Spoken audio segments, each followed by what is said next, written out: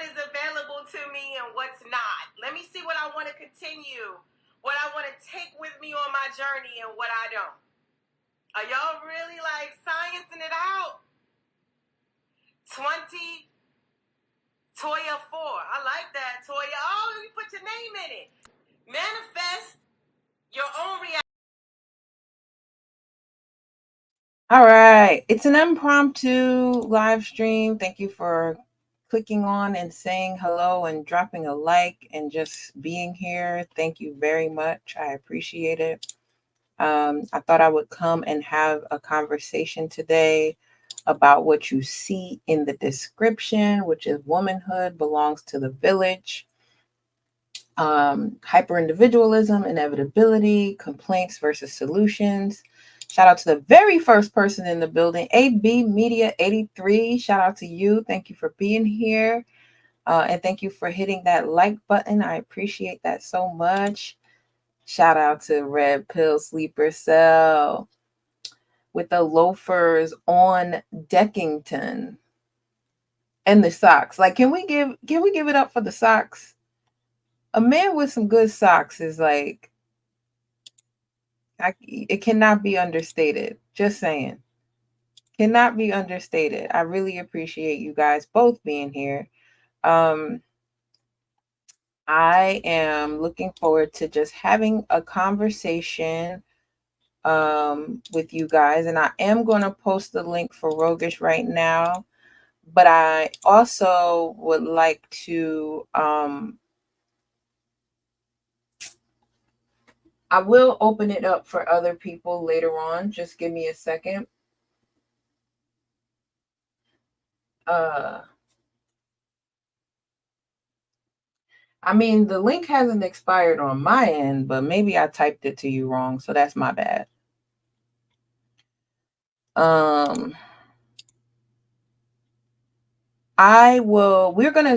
Roguish and I are going to start the conversation, and then I would love to have you guys hit the link and come up later on to have a little bit more of a nuanced conversation about it. And hopefully I can get a young lady to come join me and talk about this too, because as you can see, the title of the show is Womanhood Belongs to the Village. Womanhood belongs to the village. Roguish and I were having a conversation about it, and I thought it would be cool to have even a fuller conversation about it with you guys. And so I thought, let's have a live stream. Let's talk about this a little bit more deeper. And shout out to Detro0861. Mwah! Thank you for the kiss. Appreciate that. Roguish is backstage. I'm going to add him to the stage. He's got his people lookers on. Bless. How do you do? Cooking with Sir Senior. Hey, I get excited whenever I see him show up because that's like one of my day ones right there. Like from the original channel all the way to this channel, lows in between, he shows up for me, and I appreciate that so much. Hey, Roguish son. Peace. Good lady Grammar Muse. How do you do? I'm well. How are you? I'm all right. Ready for this very interesting discussion that you launched. Yes. I mean, I told them you and I had talked a little bit about this, and then I wrote it down. Y'all know I stay with a notebook. I wrote it down and was like, you know what? Let's flesh this out. And I do want you all to join us. I do want to bring people up to join us to have the conversation even further. And like I said in the a few minutes ago, I really would like it if somebody could, somebody who's female could join us, because that would be even more, you know, that would be even more of a nuanced conversation. So yeah, I'm hoping that hopefully she's a lady. Yeah, hopefully. But even if she isn't, I mean, it stands to flesh out the conversation even a little bit more, because you know, there's gonna always be, I think I said this to you too, too much yin and not enough yang. Like sometimes you gotta have the opposite as well. And to Be your point, compliments. no, I cannot see Arya. And I thought about this yesterday. If somebody else blocked you from the chat, is that something that I can undo? Because I do not have Arya on my block list. And I really can't figure out why I can't see her in the chat. I don't know how to unblock her from the chat. I tried doing it from YouTube specifically. Like I have my YouTube open on another browser right now, and I'm like completely lost. I Googled it. I did everything I could to try to figure this out. Shout out Who to will the block it? thumbnail. Irvin Reed and you both had a conversation on one of my live streams at the end, and I posted that as the thumbnail because he was like, "Long live the habitual line steppers," and you were like, "You a line stepper now?" And I was like, "Nah." I thought that would be a good thumbnail for today. That's Yeah, interesting. Arya, I see that you're here, so I'm gonna say hi. Okay, now I see you as it says trying to be a fit mom, but I don't know why I don't see you when you're under your Arya name. And I thought you were a moderator, so I don't think that if you're a moderator, somebody else can just time you out. I don't think that that's how that works. Somebody correct me if I'm wrong. Not sure. Either way, it wasn't on purpose. If I did have anything to do with me not being able to see you, I don't know. I did get your email. I did respond. I added you with this screen name. Energetically, I'm just gonna go with it because sometimes things happen and it's not even yeah, who needs to be timed out? I might need to be timed out. I might need to be timed out for not knowing how to do this correctly and not having all my Out ducks of in a pocket row. on your own show. Yeah, how does one do that? And if anybody was gonna do it, it would be me. Ain't that I mean, true? well, the engineering part is fresh to you, so Yeah. you're doing a good job, though. You're doing a good job. Your lighting You. looks good, the angle and everything. You popping. Oh, thank you. Thank you so Yeah. much. You can't be timed out unless it's by a host if you're a moderator. Okay, thank you, Cooking with Sir. I appreciate that. And I like your avatar. That's cool. Cooking with Sir Senior. I like that. What you cooking though? Shrimp fry scallops. Before we get into the topic, and since I just asked him, yeah, YouTube is definitely trying to shadow ban our friendship, and I don't appreciate that at all because I don't have very many female friends on YouTube. I got like 3. And so, not that I'm mad at that, but I would like to keep the ones that I do have. And I just appreciate you, Arya, for not assuming the worst. There are some women who assume the worst and you just never get to bounce back from that.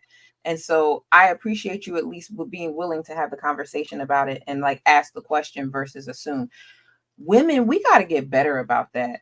Can I just say that? Like, we got to get better about not flying off the handle out of an assumption and asking pertinent questions to get to where you need to go versus just zooming there without all the information you need. We got to get better about that. That means you need a better hold on your emotion, but do y'all understand how powerful that shit could be? I think Y'all we don't. do, but I think we don't. I think some of us do know, but I think we don't know how to channel it. That's where the problem comes. Yeah, you don't, and you don't learn it. That there's nothing there. Y'all don't have a period that pause. Y'all have a period to where y'all have specific game that is taught to you. Y'all don't have that. Y'all don't. Every young black boy is going to experience that sometime within their teens. Some black men just want to see something within where they give you some guidance for something, and it happens then. It just look out for this, that, and the third.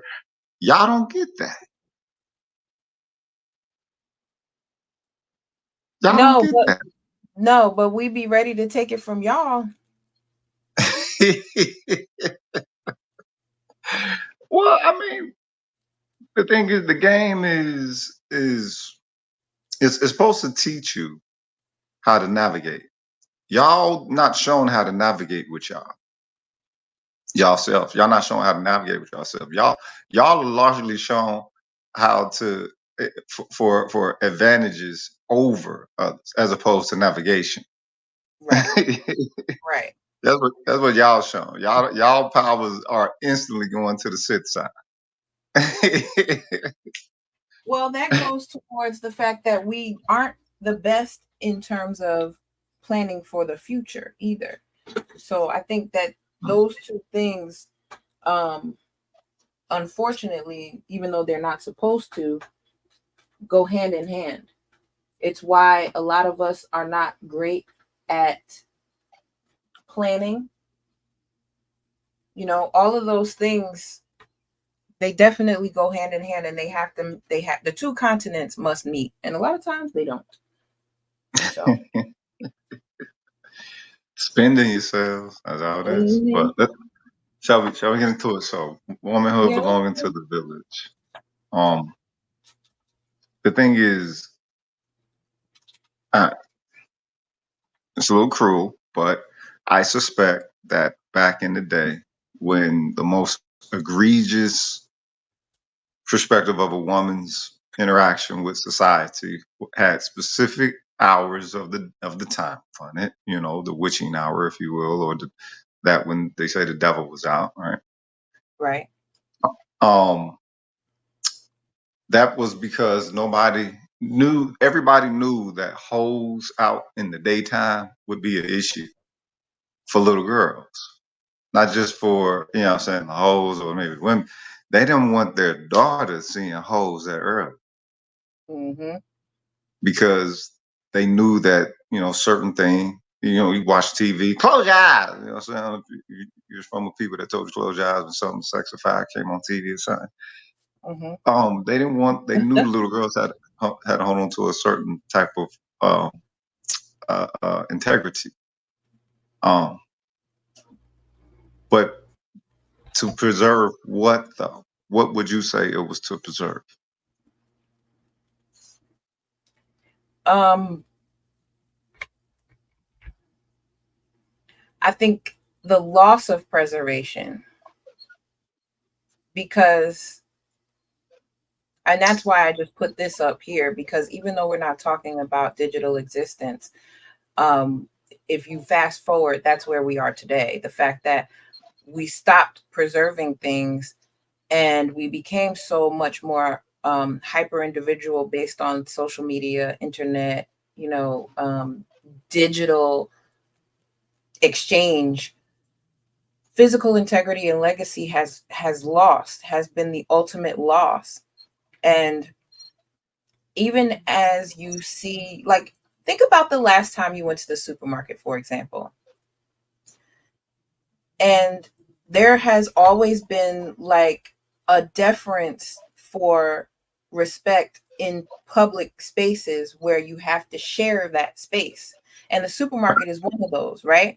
So if you're going down the aisle and you see someone coming this way, you're usually on this side, they're usually on that side, and you guys can pass each other without very much of a hubbub, right? Right. When is the last time you went to the supermarket and that was the exchange? Nowadays, you bumping into each other. No matter how hard you try to avoid the person you see and coming, they have no regard for you or your personal space. They are, you know, there's a sense of confusion about order. And I'm just using this as a general blanket example, right? We're not putting race, sex, or anything into this. Just talking about how the general human condition to share a space even has lost its legacy. Right. So you're looking at social decay. All right, you're looking at social decay. But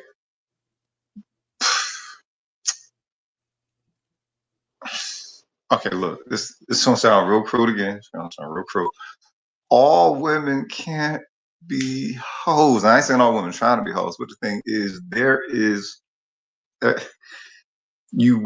certain quality that women used to uphold of womanhood that was a good look for a kingdom.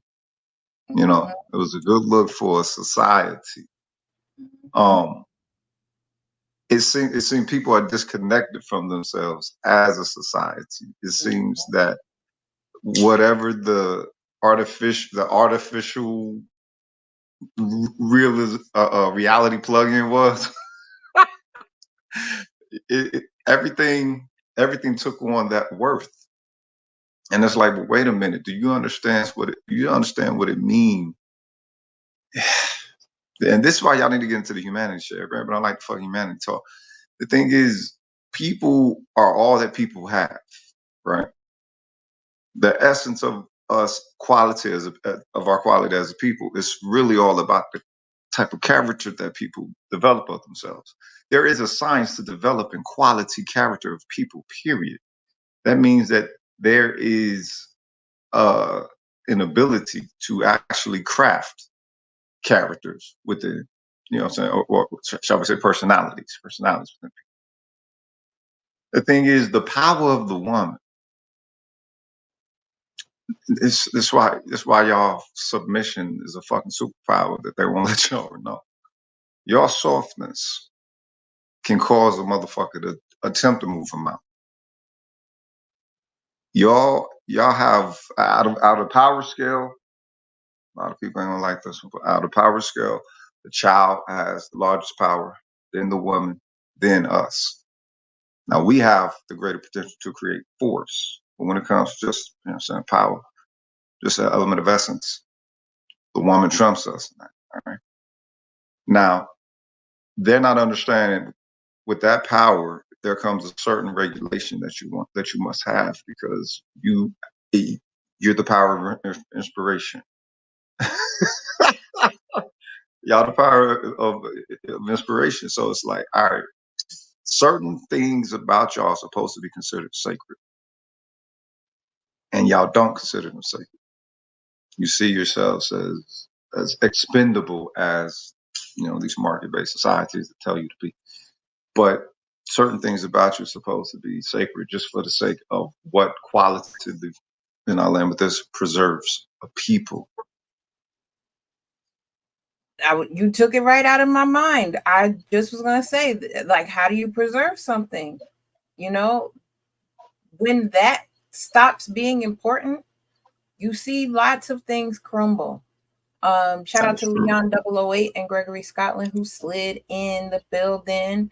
I have something I want to bring up. Please. Something that I thought was pretty cool on the internet.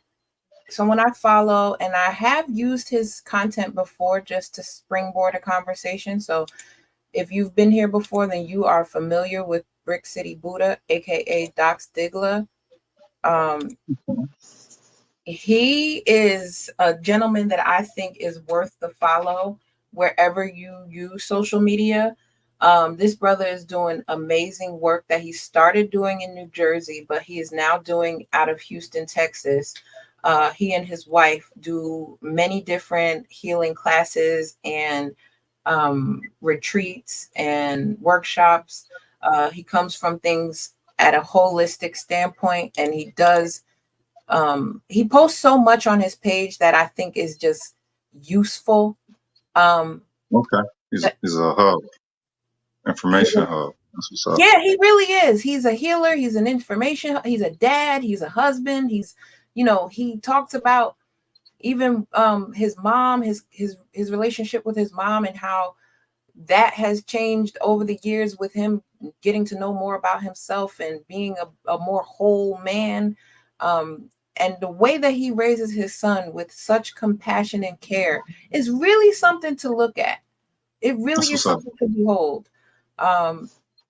So yeah, and as you can see, his @ name on Twitter is former F boy.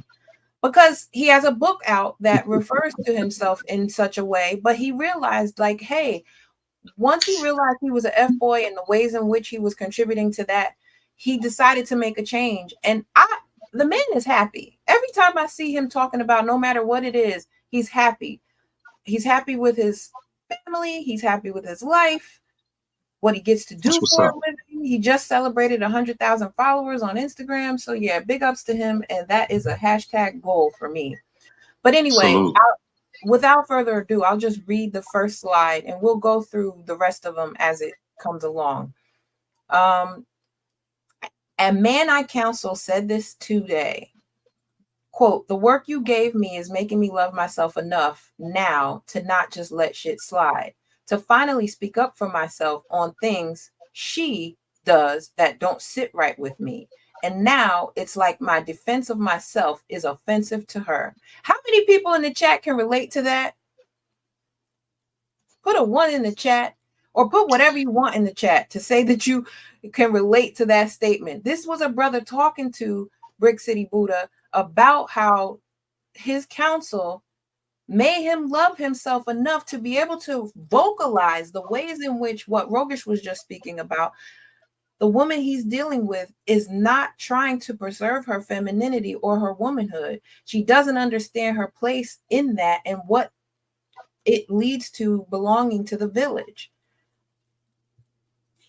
Rogish, go ahead. If y'all don't know yourselves as far as like, okay, let me ask you, what do you think a woman is as a species?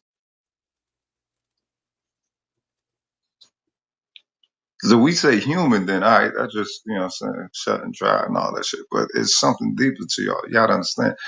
Y'all are the ones who like house life and able to like you give elements of yourself over to it in the same way that everything in this reality does. That's a different type of connection to it. So what do y'all think the species? The first word that comes to mind is nurturer. That's the first word that comes to mind.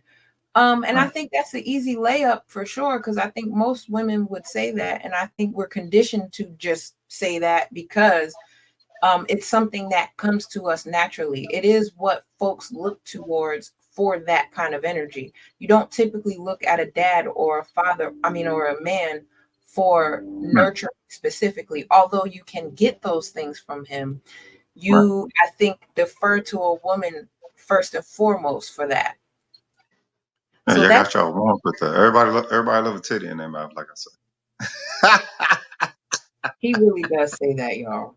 Even if y'all have never heard him say that, I've heard him say it way too many times. I do not want a titty in my mouth. However, I understand at one point I was a baby and I needed that. It's still just as nurturing.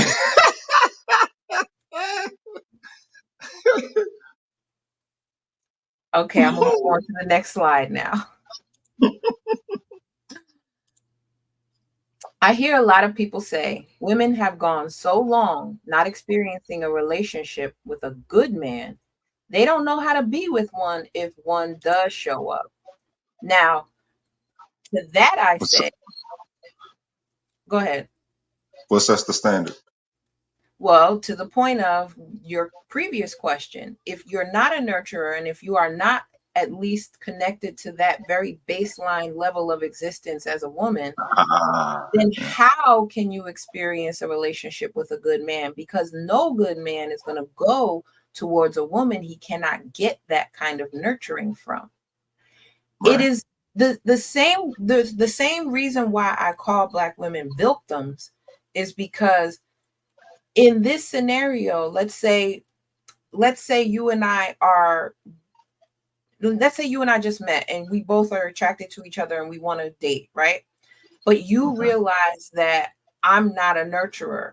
So now you treat me like a hoe or like somebody that you can throw away, someone you can cast aside because you're not getting that womanly vibe of nurturing from me. So relationship is taken off of the table because you don't see that potentiality in me.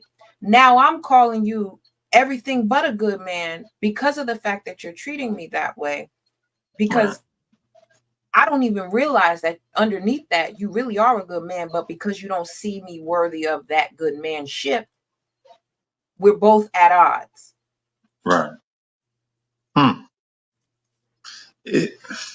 Okay, now this is the next question. Can one society spoil a woman from that connected awareness of her intrinsic value and Can what it's one supposed to be? ask the question differently, please? Can a society spoil a woman of a connectedness to that awareness of her values and her properties and what she has accountability to inwardly? Yeah, I need you to dumb it down for me. Can your city put you on the stroll without putting you on the stroll? Can your society? Can it, you know what I'm saying? Let's say you're not a. I think so, because I think again, like I always say about looking the part, even though I might not be the part, that is a sense of putting me on the stroll, regardless, sight unseen, regardless of what it sounds like when I open my mouth, or what I look like when I'm at work, or Right. what my apartment looks like when you come back to it. Like if you just see me out and about, and perhaps, but you know what I'm saying? Perhaps I carry myself in a way that seems familiar to you based on your interaction with another woman. Now you're coupling me with her, regardless of whether she and I have anything in common. And this is why I say womanhood belongs to the village, because if we're not able to check each other, then we let those kinds of examples persist, exist, and grow and enumerate. Yes. Because it right now, y'all, welcome to Oldtown, for real. It was weird to see it happen, and I'm like, do these women know what they're sacrificing, putting all this whole shit out here? Do they understand? Basketball wife, this, that, and the third. I told y'all about it before. It was weird because I hadn't heard real hoes in a long time. And then you heard real hoes on TV and it had that same type of frequency. It's like, yo, whose hoes are those? Oh, they're the former NBA hoes. Oh, what the hell they putting them? What they put their bitches on TV for? Wait, don't they know the power of like hoes like this? High money hoes? Wait a minute, these bitches, you know what I'm saying? They carry a diva thing to them. Very, very, you know what I'm saying, semi-appealing, you know what I'm saying? They might not just be busted, they might be the bangingness and shit. And it's like, yo, it's a different, those are like Lilith hoes, Lilith powered hoes. Y'all know about Lilith? those are Lilith power hoes. You don't put them bitches on TV. You don't give them the spotlight. It's not at 7 p.m. Those are hoes you supposed to hide, man. And that's, the reason why is because look, a woman's appeal is her power. Right. But you can make other things appealing about you other than your aesthetics. You can make your aesthetics to the most optimum, but if your inward shit is jacked up, you have no idea how ugly your how fucked up ugly frequency is. Way more fucked up than the possible, you know what I'm saying, unesthetic figure of face. Real talk. But also, to your point about power, a woman's power is not brute force. Right. When you're trying to women make it that word, unfortunately, so many of us think that it has to do with force. So many of us think that it has to do with strength and muscles. And that is not what womanly power looks like. And, I've always said it's an inside job. It emanates from within. You have to have it here before you see it out here. But it got to start from silence. Ain't no way y'all finna let that shit happen if it has to start Some silence. Bitch, shut the fuck up. Nope, you fight that. You know what I mean? So, it don't be nothing against you. Nothing like, hey, you know what I'm saying? Write that shit down. You know what I'm saying? What the fuck's wrong with y'all? It has to start from the silent point. And everything within this society, I asked earlier, can the society actually spoil y'all of a connect, an awareness of that connection of your worth and power, intrinsic value, and everything. It, it, everything, it keeps everything loud, keeps y'all in drama. You know what I'm saying? That's the issue with them basketball hoes. I Drama. was just about to get back to that. Those are Yeah. the same women who would echo the sentiment you see up on the screen right here. Not experiencing a relationship with a good man. However, the relationship that you did have with whatever man is what afforded you the possibility of being on said show. And this is my biggest gripe with the whole independent woman thing, right? Because whatever semblance of independence we do enjoy was built on the back of a man somewhere, whether we know that man, whether we love that man, whether that man knows or loves us. You guys doing what you've done to create a foundation for the world in whatever capacity. You could have been the bricklayer. You could have been the wheelbarrow holder. You could have been the whatever that foundation was that you all contributed to making it so that we can stay in that nurturing role is what also afforded us to step out of it and call ourselves independent. The way that women don't see that is so eye-opening because it's like a willful obtrusion to facts that slap you upside the head every day. But it's a feeling, though. The show Basketball Wives was made by the ex-wife of Shaquille O'Neal because she needed to make a way for herself. Yes, she did that. And she needed to make a way for herself outside of that marriage, outside of that covering, outside of that protection. And again, if she had not been married to him, would she have gained the cachet to be able to say to these networks, I've got an idea and I've got some girls that I want to put on? Because here's the thing, even the women that she employed to be part of that show had to answer to a man at some point to even be considered.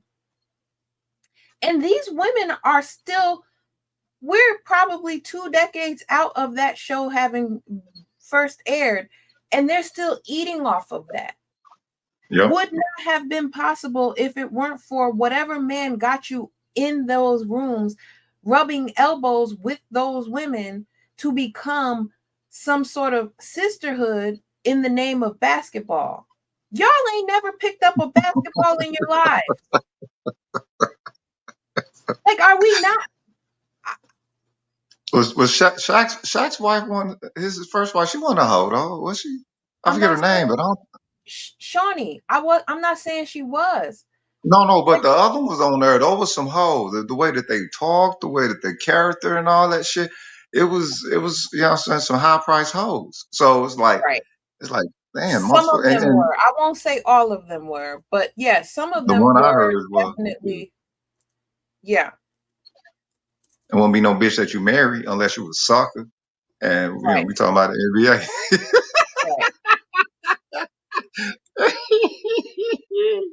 All right. So it hasn't been 20 years yet. Not quite. But it premiered in 2010, you guys. Yeah, I remember that shit. Putting hoes on real TV.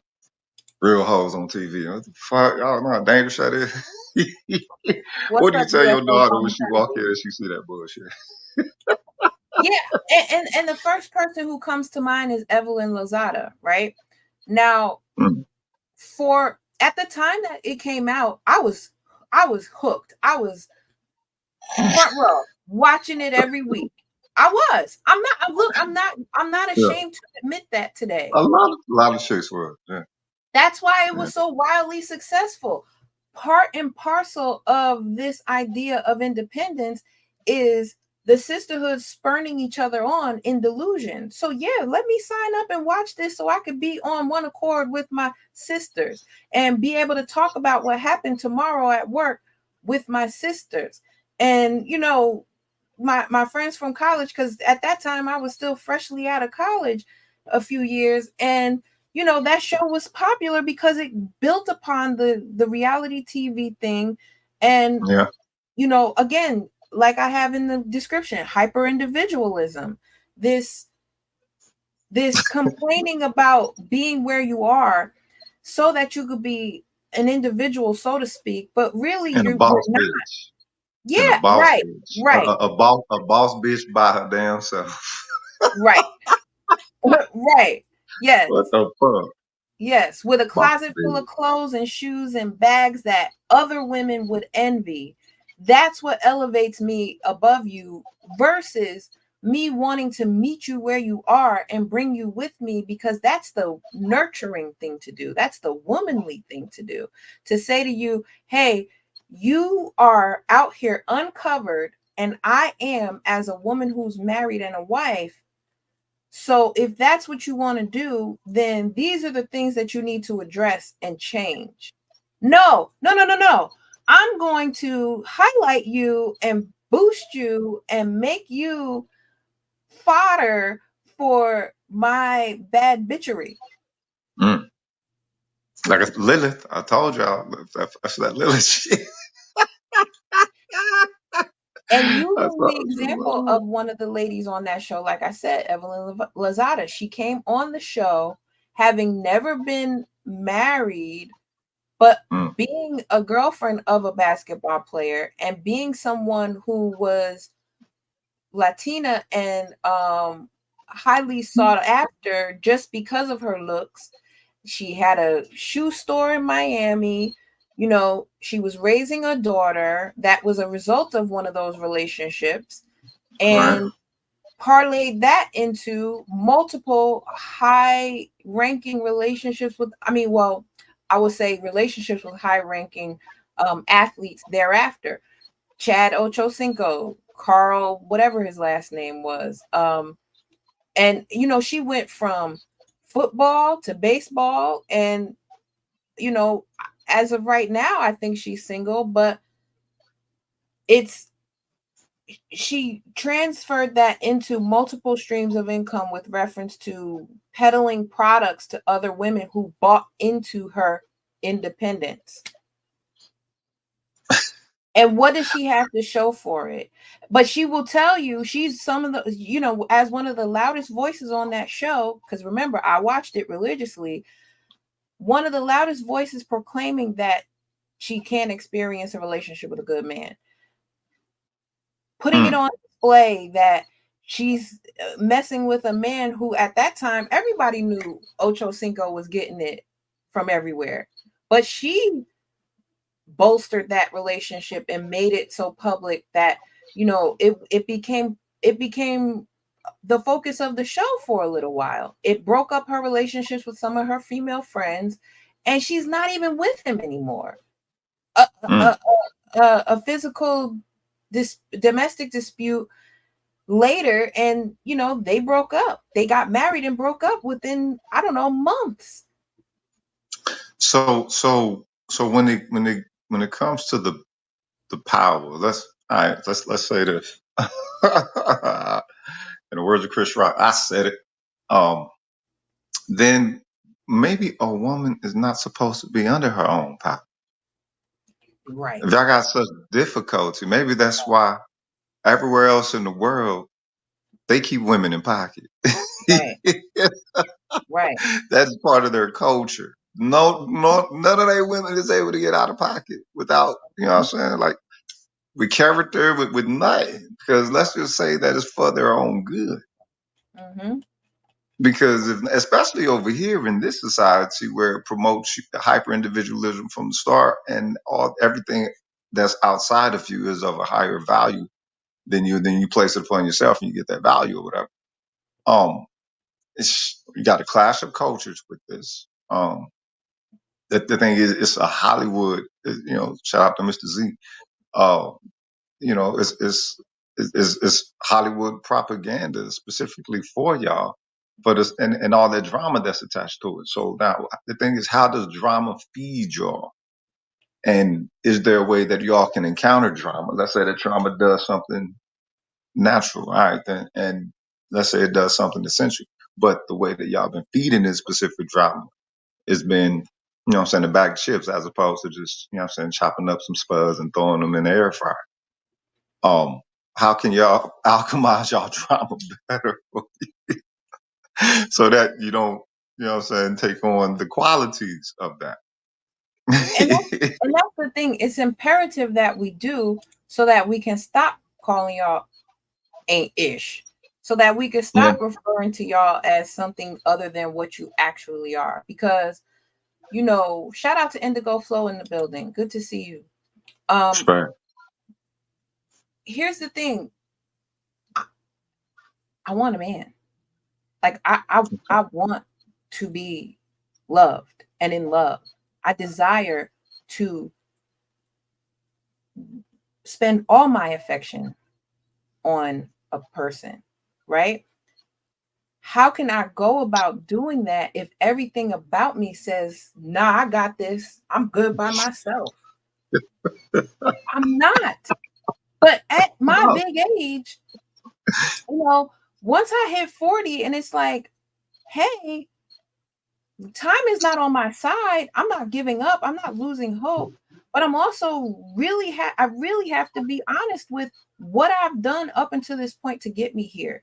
Even with you, Rogish, like, I think I was very honest with you about who I was and what I was seeking and all that good stuff. And at the end of the day, whatever, didn't work out. And I'm not mad at you. Hence, we're doing this right now. We have no ill will towards one another. We were very upfront and honest about what happened with us. But since you're here, I'm going to use us as an example. Please. I couldn't have done what I did in Texas without you. And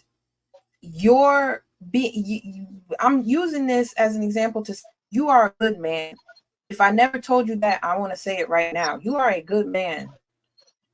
Thank you. And I've never gotten up here and said, I've never said you weren't. I've never said anything disparaging about you, despite the fact that it didn't work out. Right. Because that would be taking away from everything you poured into me. And I'm not ever going to forsake that. Just because we didn't see longevity with one another doesn't mean that you're not a good man. And doesn't mean that you can't be a great man to someone else. I think a lot of us need to really take a step back, take the emotion out of it, of what you're left with because it didn't work out. It's okay. It's okay that it didn't work out. But what did he give you? What did he pour into you? What did he instill? What did he help lay the foundation for that now you've taken off and put, you know, because one thing women will do is we will amplify.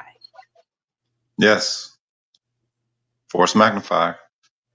Force multiplier. Yes. Force multiplier. Shout out to the nameless protagonist. Absolutely. Because if we don't identify those things as inherently what separate us and our parts of our roles, one another and together, then how do we get anywhere? Can't, because you don't know if you're not within your power that you're supposed to be in. Right. And that's where it all comes down to. But also, you know, so again, we're saying that womanhood belongs to the village. Well, what if the village turns on the woman? Mm-hmm. What does that look like? Because you know what I'm saying, the women have to have some place in which to foster all that nurturing. That's right. It has to be an environment that facilitates our softness. And you will hear Black women talk about that all the time. But the problem is when we have those conversations, we're coming at it from a defensive state. So who's going to listen? Who's going to want to listen to you be defensive about something that you're mad about? And you have every right to be mad about it. But babe, complaints versus solutions.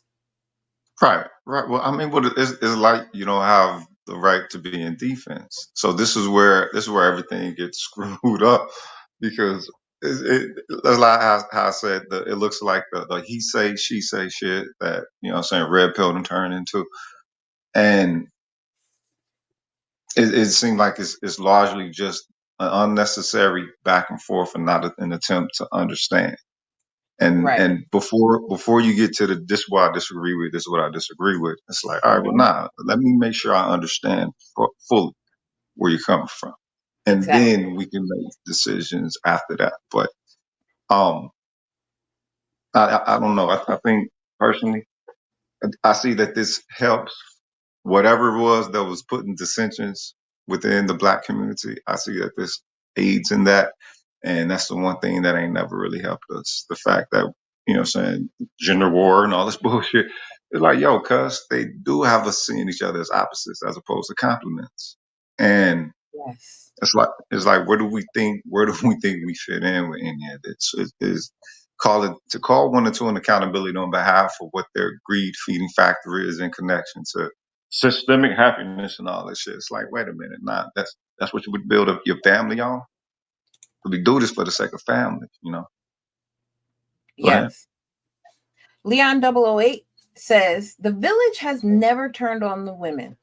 The women pretty much turned on their matriarchs, aka great and grandmother, when they got their own, aka young women demanding respect from their grandmothers.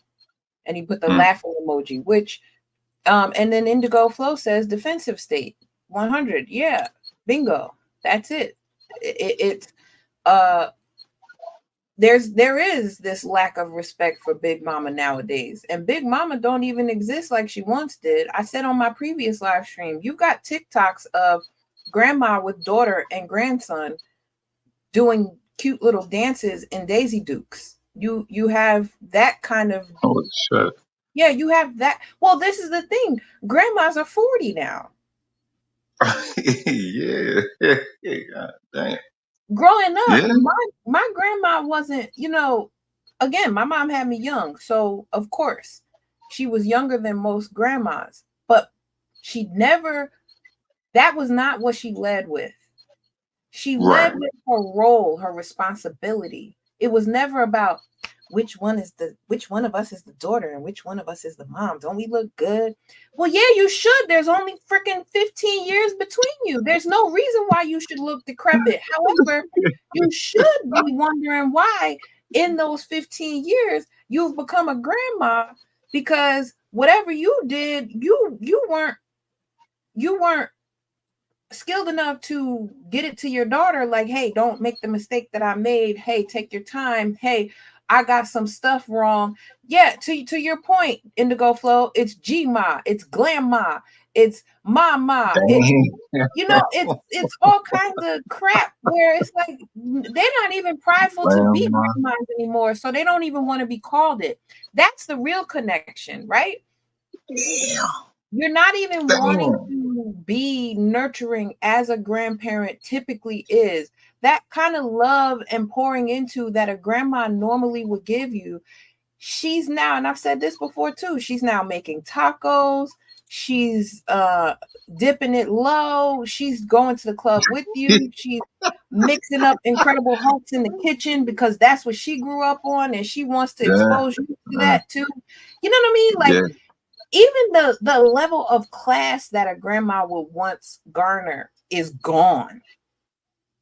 Because there used to be, it used to lend itself to a level of class and courtesy that now you don't even feel compelled to give, because she looked just like the girl you just took down last weekend.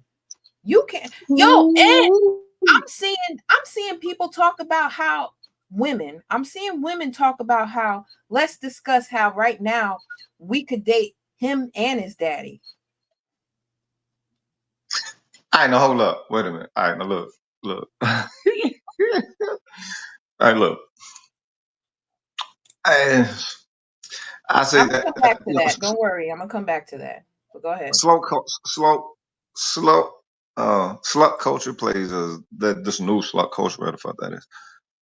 That plays a part in this because now, I think it's been used to water down hoe. You know what I'm saying? That's fucked up. Yeah. Did the slut. Ain't nothing wrong with sluts, y'all. Slut is just a woman that love to fuck. Yes, ain't nothing wrong with that. It's just that she ain't supposed to throw that ethos into the community because that's what makes her a hoe, right? Anybody got access? That's some hoe shit. All right. Well, also, this is something that I had to come to grips with is that if hoes have become their own social, populace, you must permit them to emerge like everybody else done emerge. You know what I'm saying? Unfortunately. And that's going to be, now you run a risk of a very sensitive, volatile thing within your society because it's all about value. It's all about the disembodied intrinsic worth. And women must hold up. Why do y'all think such thing as chastity belt or the culture of chastity belts existed? Chase, you know what I'm saying? A woman being chased. What do y'all think they was preserving? Or what was a woman's chase like measured as? Just objectively, not just even just with those cultures, but objectively. Why is it there was certain elements about a woman back in the day that was considered so precious, but now in this day and age, that's not essential anymore? And how is that not seen as a expenditure, if you will, like of social quality expenditure? Because it wasn't okay, look, whores. All right, let's keep 100. First there were whores, and then there was hoes. You know what I'm saying? Because we talk about hoe as a colloquialism, but whores were first. Whores was the top peak zenith of the highest degradation of a woman. Yep. Not only by societal standards, people make up society, but it seems like a woman's standards of women or the women of society, period, they're no longer connected to other women. A woman's standards of a woman is just herself. And you know what I'm saying, I guess all the other potential sisters who are, I guess, bitches, be damned. Right. The disconnection. The thing is, let's say that y'all supposed to have a certain connection of understanding there's a gradient to the social classes of women. All classes of women weren't always considered equal, and that is the case now. You know what I'm saying? Shout out to feminism. All classes of women are now created equal, and that wasn't the case back in the day. And there was nothing wrong with that standard. But, everybody get a participation trophy now, right? As a qualified woman. Oh yeah. And to your point, look, BGS was dragging Millennials yesterday on his live stream. Just talking about how we have this refusal to grow up. We still want to be children. And I tell y'all all the time that I'm childish. All the time. I don't make any bones about it. This is really who I am. You're goofy. You're goofy. You're not childish. You're goofy. That's different. Well, okay, but there is this sense of me not wanting to grow up, not even wanting to really embrace my 40s. I dragged that out when I turned 40. I'm like, I'm 39. I don't know what y'all talking about. I'm 39 still. I'm 39. Yeah, it does look all right. But that even though I did it in jest, it really does point towards this feeling of not wanting to become the adults that we saw our parents be. And I think BGS was very correct when he started talking about that and using his own children as examples, because it resonated with me. And I even reposted it. And I was like, yo, does anybody else feel like, they're kicking rocks walking away from that stream? Because I did. I felt very much like, because it's true to an extent. I dreaded becoming my father. Shit, I try not to become my father and all that raised me and shit. I try to be different. It's like, well, nah, nigga, shit. You is who you is. And you can't beat them out of allegations. Maybe red wine could, but you cannot.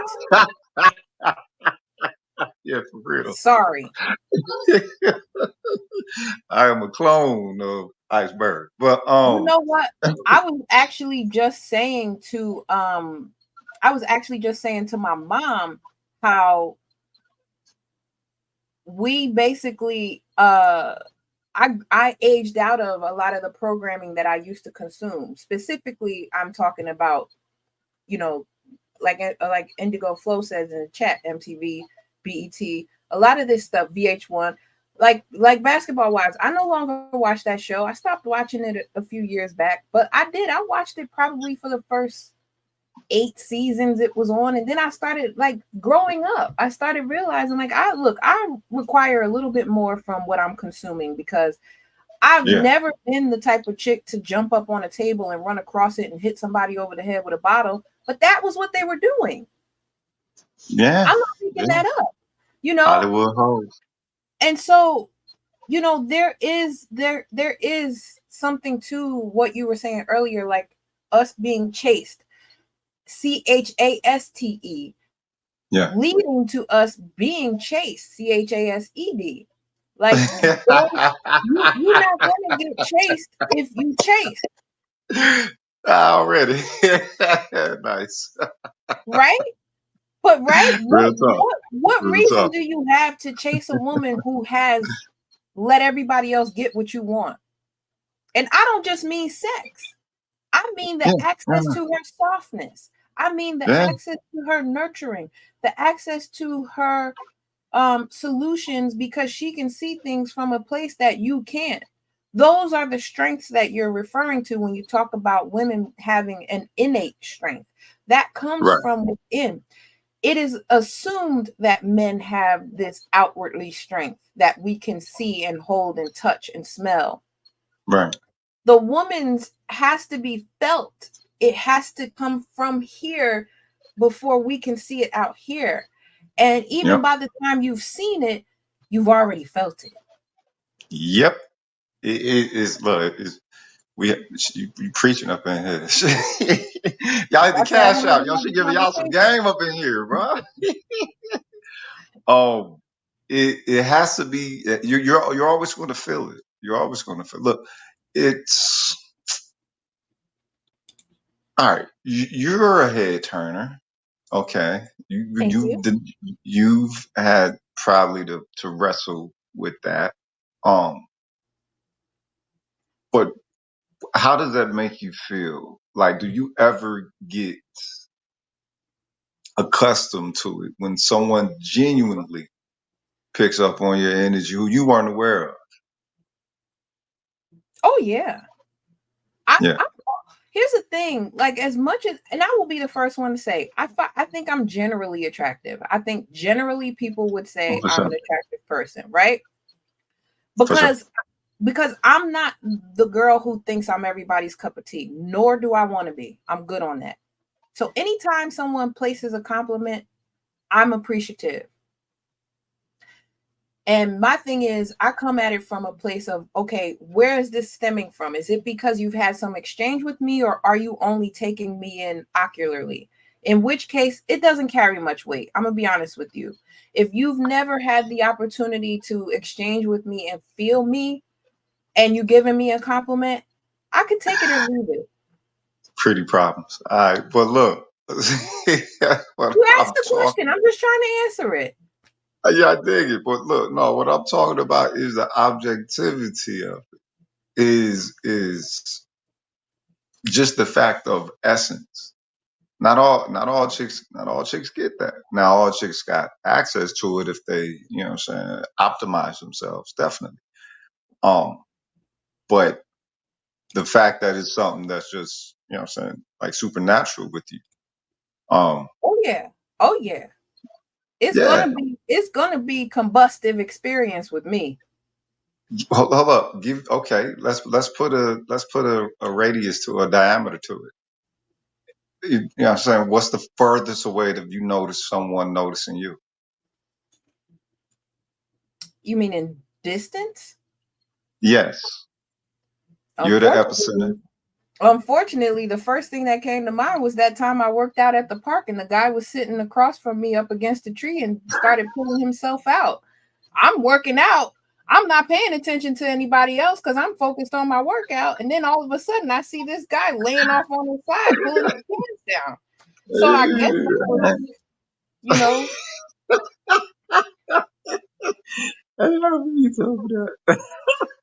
That's the first thing that came to mind. I know that's not really what you were looking for as an example. Welcome but to Dallas, shit. You know what I'm saying? Yeah. You gotta be a bad motherfucker for motherfucker pull out in daytime and wank it. So yeah. Morning. This was well before noon. This was at like 7 a.m., you guys. 7 a.m. I'm out there with the real, you know what I'm saying, park walkers and runners, you know?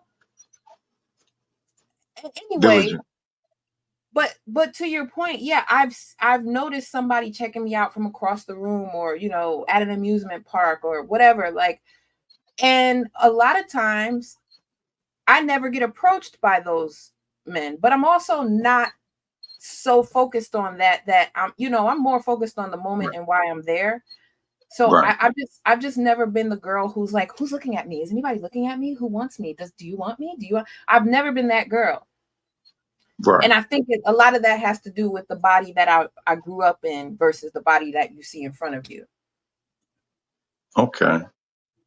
But the reason I brought the lady up on the screen right here is because she talks a little bit about how women have lately been talking about, you know, how do I look for my age? And if I tell you how old I am and we just meet, I'm used to getting the response like, wow, you don't look it. It doesn't make it any less so. And I'm not out here trying to claim an age that I'm not. So let's just get into what she has to say real quick, and then we could talk about it. And then I'm going to open up the panel, you guys. So stick around if you want to join us for this conversation.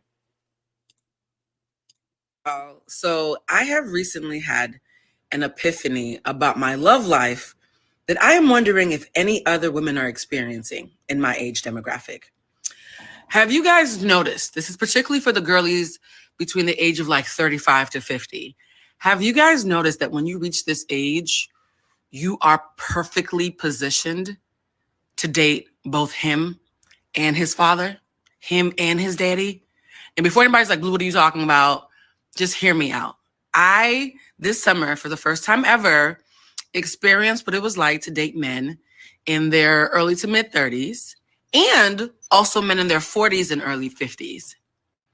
And y'all, is real sexy. I don't want to share too much on the internet, but oscillating, going back and forth between hey mama and good girl. Like, it's a sexy little 1-2 step. Like, am I late to the party? Did you guys already know this? Because I feel like there should be a welcome packet when a woman hits 35 where they explain to you what this chapter gets to look like. You know, number one, you probably only have like a dozen eggs left. So your doctor's going to talk to you real crazy and start calling your puss geriatric.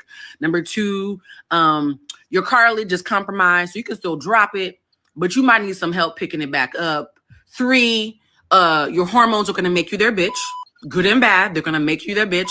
And last but definitely not least, you could date him and his daddy. That's a fucking perk that nobody talks about. Don't say too much on the internet.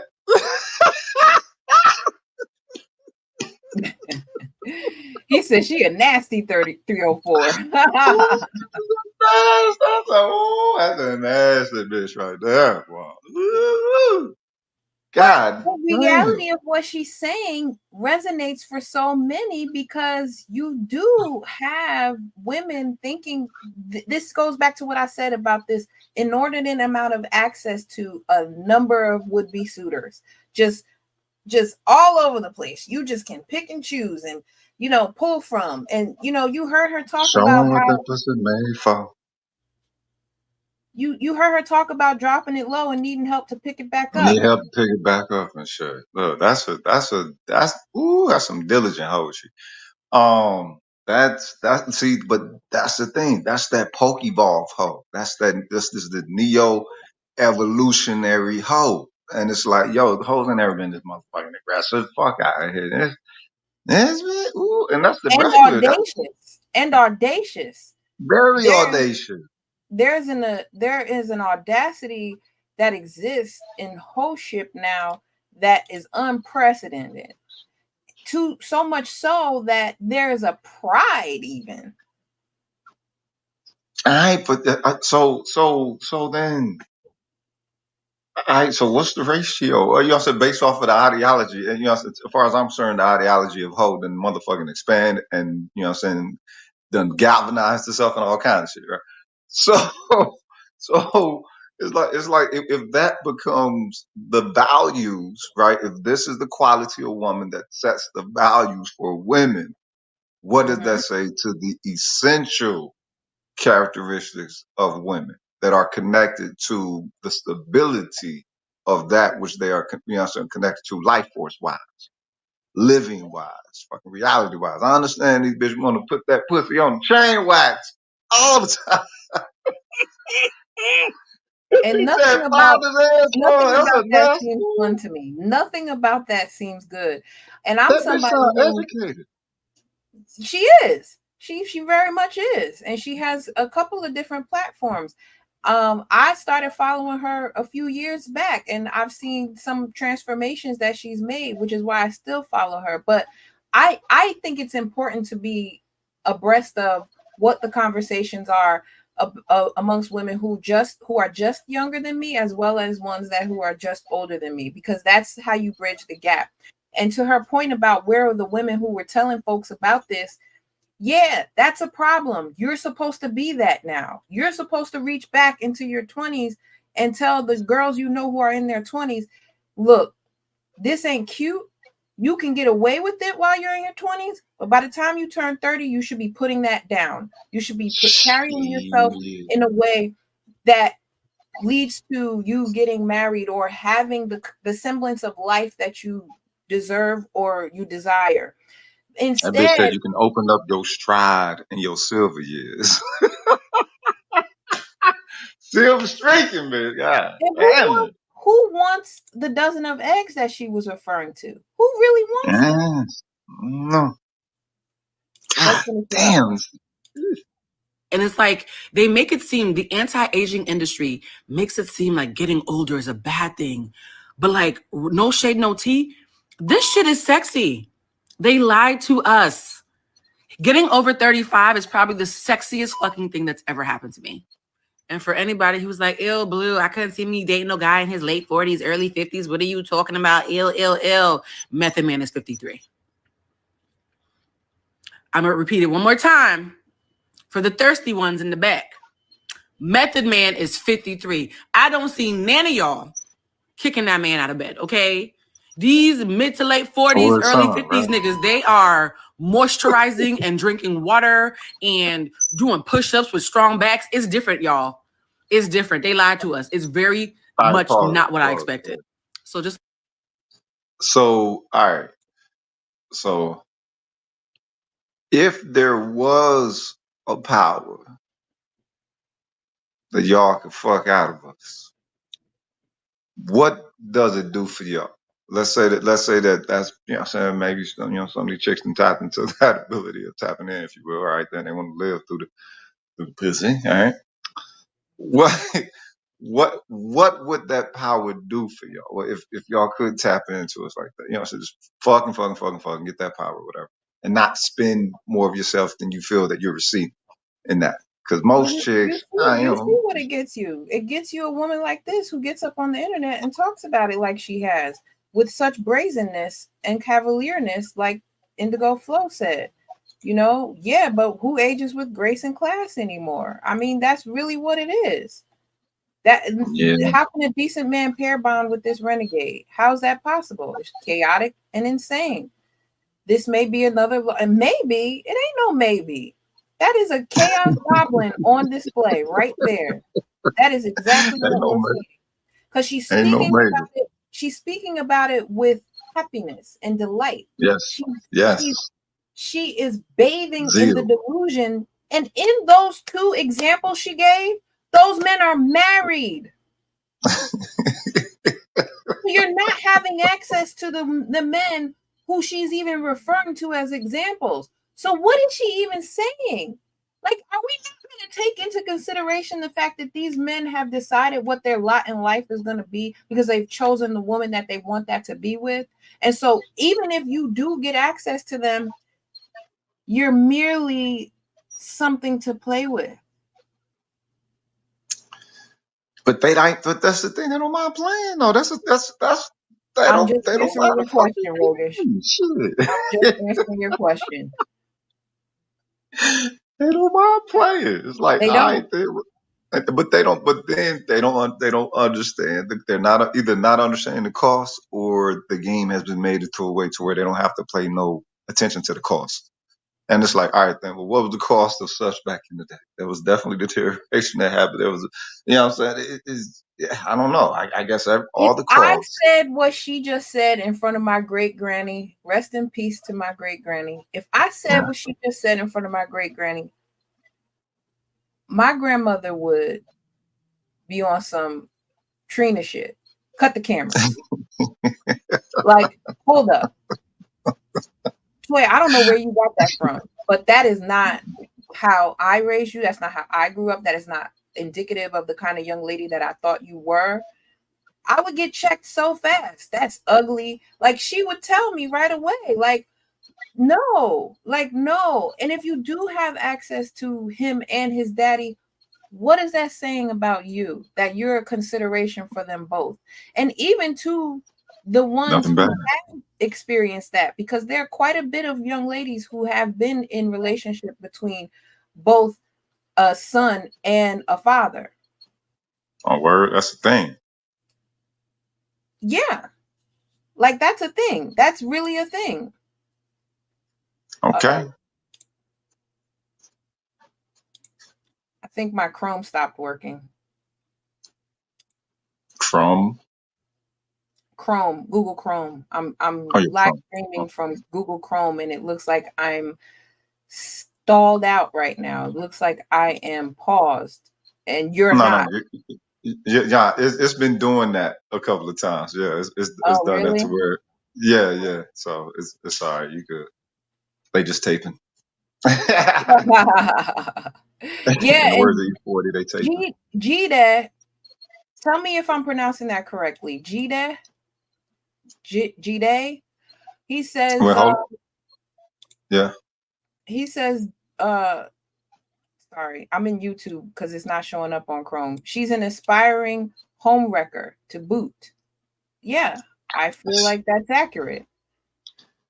I mean, but not is she fucking catching their sons? What the hell? Okay, all she doing is, you know what I'm saying, providing the pussy. It's like where do such invitations come from? Or is it that, you know what I'm saying, like, old girl, she sounded like she was on vacation and just, you know what I'm saying, getting a groove back all willy-nilly. Letting it all hang. Absolutely. Shit, all the way out. And it's like, all right, man. It's like, all right, well, if that's, but also, that's why I say don't hate the player, play the game. If that's also how the deterioration of, if a society has deteriorated to the degree to where that becomes a norm, just like in certain parts of Southeast and the East Coast, you have, you know what I'm saying, cheating as a culture and shit. Do you cheat? I remember when my ex-wife told me that she was approached by a cat when we was living in D.C. You know what I'm saying? You see her and everything, and shit had turned to, and the ring and shit. And she's like, no, I'm married, thank you. And the motherfucker asked her, do you cheat? And the way you good now, the way that she, you know what I'm saying, delivered the statement, like, it was like that. Like, well, do you cheat? Do you cheat? Like cheating? Like, okay, that's the thing. All right, then, so nothing means nothing. Marriage don't mean nothing. Everything else in society deteriorating. Nobody know what a woman is no more. You know what I'm saying? Anybody and any motherfucking thing. What is that? Anybody, anything can be a woman. There's 900 genders. It's like, all right, you know, look, if the society is deteriorating to such degree, then that is the only thing that people could hold on to would be their intrinsic worth, their intrinsic value in its organic state, if you will. But that's not dynamic for women. No. And like it's not this even bitch appealing having to fun. us anymore. It ain't what? It's not even appealing to us anymore. There you go. It ain't appealing to you. This chick talking about having fun. If you hear like the way you describe her presentation of it, she's having fun. She's enjoyed. She's you know what I mean? Trampoline If she like style. if she like the whole like to that degree, that's a whole different thing. But the fact that it's not received as such. It's like, all right, well, is that just regular courting now? You know what I'm saying? Has the society deteriorated to such an evolution of deterioration Yes. that you got a new standard? And it's through no fault of you guys. It's all us. We're the ones Yeah. who we took the jackhammer and we've just been,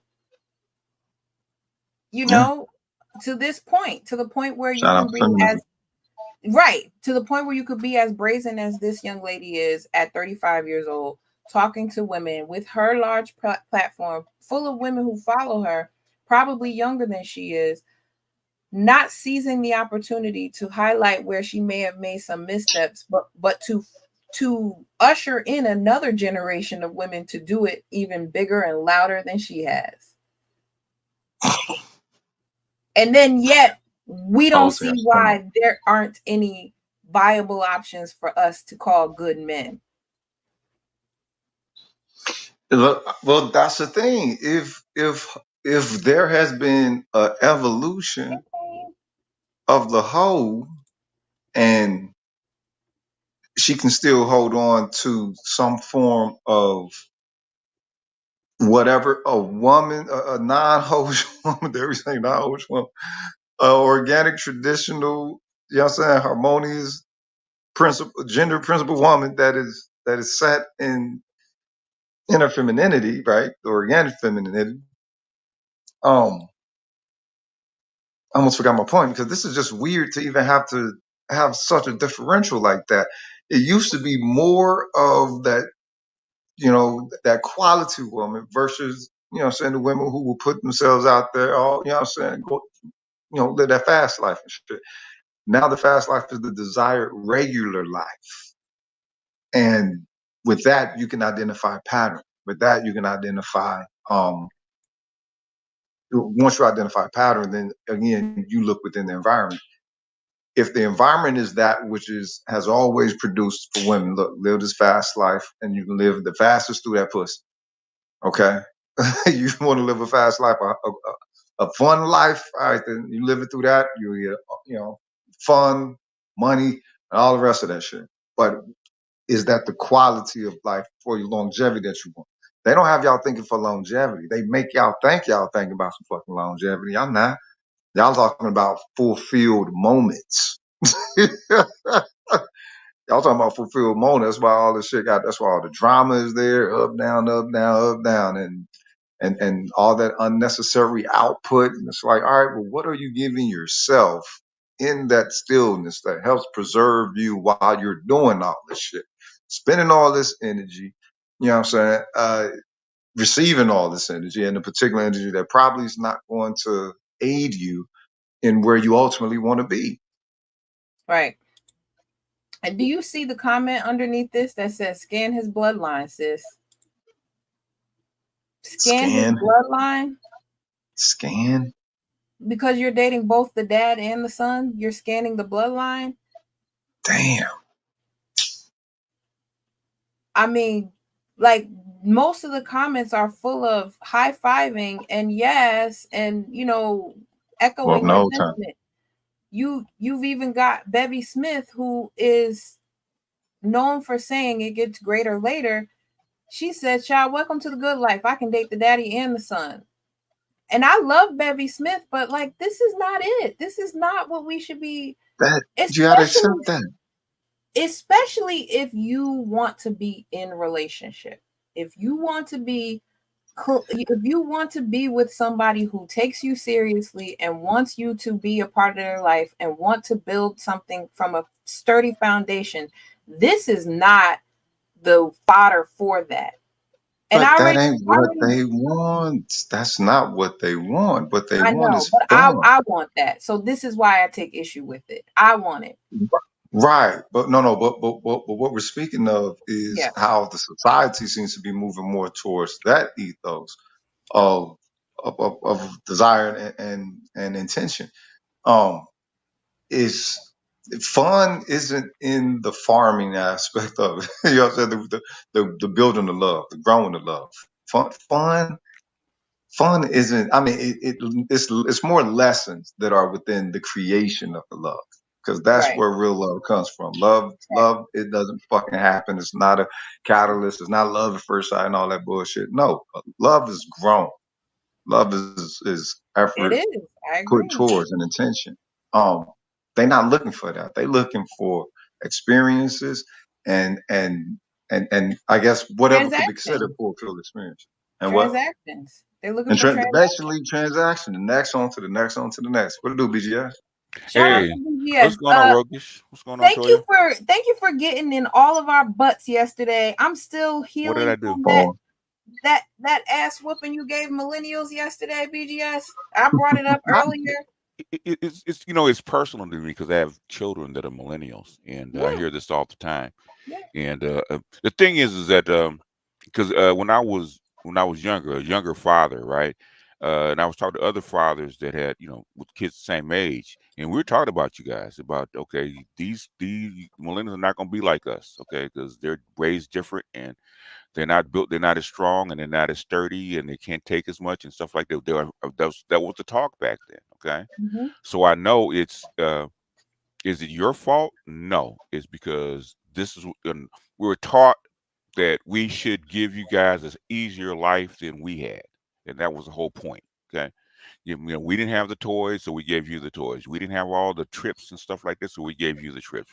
We gave you the easier life. You didn't have as many chores. You didn't have as, you know, we put the pillow under your head when you fell, that kind of stuff, right? So Mm-hmm. because we didn't want you guys to have the same kind of childhood that we had, because we wanted you guys to have the childhood that we wanted when we were kids. Right. Okay, and we found out that was not the proper way to do things. And we hope that you guys would grow out of it. Okay. Well, when they grow up, you know, they'll adjust and they'll grow out of it, and you know, yada. They won't be a Toys R Us kid forever. And come out into their 40s and say, "Yeah, you guys are still Toys R Us kids." God damn, I said, we were wrong. So in other words, a lot of, you know, even the reason that boomers will listen to you guys is because we feel guilty because we raised you, okay, and we didn't raise you. We didn't raise you the way that we should have. I was just counseling another lady maybe a couple of weeks ago. I was actually on my mentor show, and she was talking about her daughter. Her daughter's 26, and she's still at home, and yada yada yada. And I've been. I said, "Well, did you teach her?" Blah blah blah. She said, "Yeah, I did." Okay. I said, "Okay, what's wrong? Was she still at home and she don't know what she want to do?" I said, "Because you haven't allowed her to fail. You've always put the pillow under her head."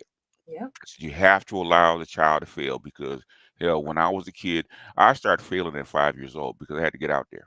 Okay. And it was tough. You know, I wasn't driven to school. I had to, you know, walk to school at 4 years old by myself. So we were raised that way. And we thought, I said, well, I don't want my kid to be raised that way. You know, and I don't want my kid to be out there not protected by, you know, from bullies and shit like that. So I'm going to raise my kids differently. And we did. And, you know, it's a mixed bag. So, Yeah. our failure is not what we did. Our failure was how we raised you, because we didn't input. We didn't make it tough enough. Okay, we didn't toughen you guys up enough for life, and that's our fault.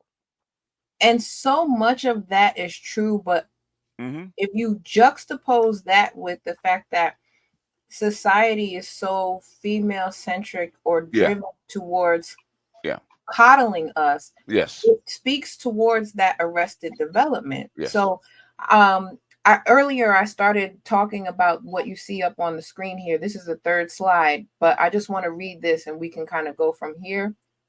Mm-hmm. On the other end, so many men have been taught what we feel doesn't matter and will only cause conflict if we bring up these things our woman does. Mm-hmm. That disrupts our emotional state. Being able to just eat things for the sake of the relationship is just part of being a good man.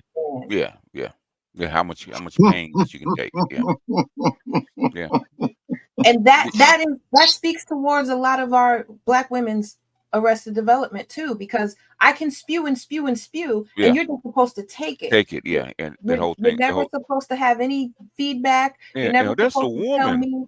Yeah, that's a female. Shit. Out of pocket, nigga. What? And that's but that's the way they're taught in school, that women, that you're supposed to be emotionally female. Well, they're not even emotionally female. You're supposed to be a punching bag, because you can't say the stuff she does. You can't, you can't put hands back on her, that kind of stuff. So you're supposed to be a punching bag and a resource. You're not supposed to be a whole human being. So that means she's permitted to be a bitch in society. Then you gotta let her. Then because she's been oppressed for so many centuries, and she got to get it out. And you guys deserve this. Your karma. You have to carry the karma of oppression of so many centuries, which is bullshit. But ain't that a bitch? No, say it right, BGS. Yeah, it was bullshit. But yeah, thank you. I know you want that Texas slang, that buzz. I love when you do that.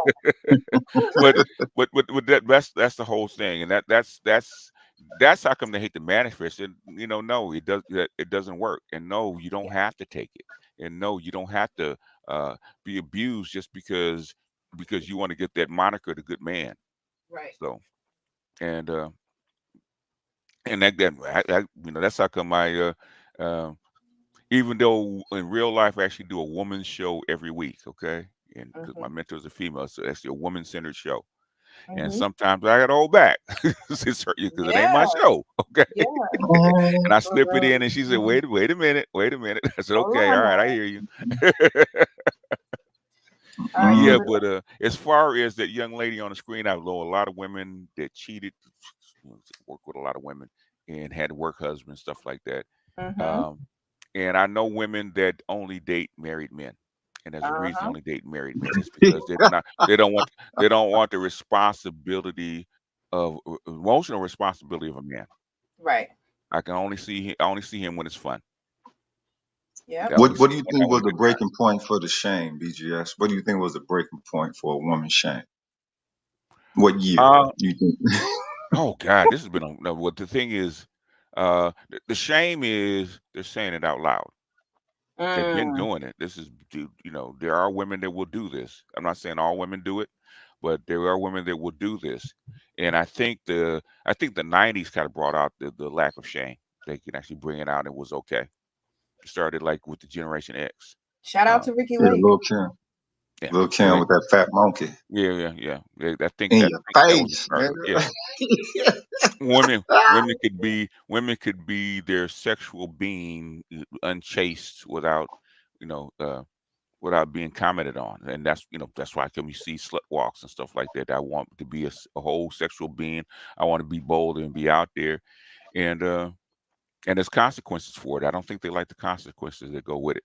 But no. But as far you mean I have to suffer consequences for my actions and decisions? Yeah. If you want to be the whole person. You want to be like a man. That's the whole thing. You want the privileges and the actions and the fun of a man, but not with the responsibilities. Because doing that comes with responsibility. Like if you're a man and you get a whole bunch of women pregnant, you ain't gonna have no money, right? Because the responsible thing is to take care of children. Okay. Right. Whereas with women, so grow some integrity. Then you know what I'm talking about. Basically, if you get pregnant, you had a kid, baby, it's on you. Okay, because now you have to bear the whole cost of having that kid. Okay. Lie. Yeah, if you did a whole lot of chicks would reverse field in a heartbeat. Okay, it's because there's consequences for it. There's no reward for having 7 kids by 7 different guys. Okay. And I was gonna say I came up because I heard you guys talk about this particular chick, and she's dating the father and the son, right? Okay, and she's flexing on it, right? That's a man flex. Okay, if a man did that, a man was banging the mother and the daughter. Okay, that's a flex for him. Yep. Okay. And now she's displaying the same kind of bravado that a man would do. Okay. So and she's got the don't- wrong acting part. as a man. Huh? She don't even have the parts to do that. She doesn't, but that does. But thing is, they've been taught that being, and I've heard this from a woman. A husband privileges or man privileges are lit, and women privileges suck. Whoa. What? Yeah, Interesting. and they've heard that. But thing is, man responsibilities suck, and women responsibilities are lit, right? Because Yeah. women get a pass. Mm-hmm. Yeah. And that just goes back to what I was saying earlier in the stream.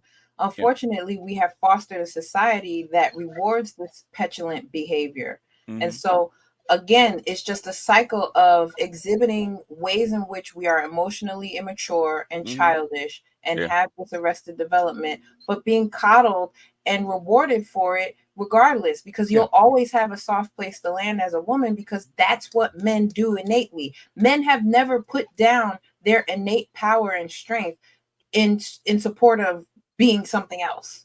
Yeah. Can't. No. You can't. You don't survive if you do that. We learn that. But Little boys learn that at a very early age with bullies and stuff like that. That you put down your power and strength, you're not going to survive this world. So we learn that at a very early age. Yep. so That's can you say that liberating. these chicks are being conditioned to exist outside of their nature? Yeah, they are. They are. They because feminism are taught that power exists in the male. Okay. Right. What does feminism want? And they said it a long time ago. It's not about happiness. It's about power. Right. And they want power. So they're trying. And their power of submission is of no. Submission is for the weak. Okay.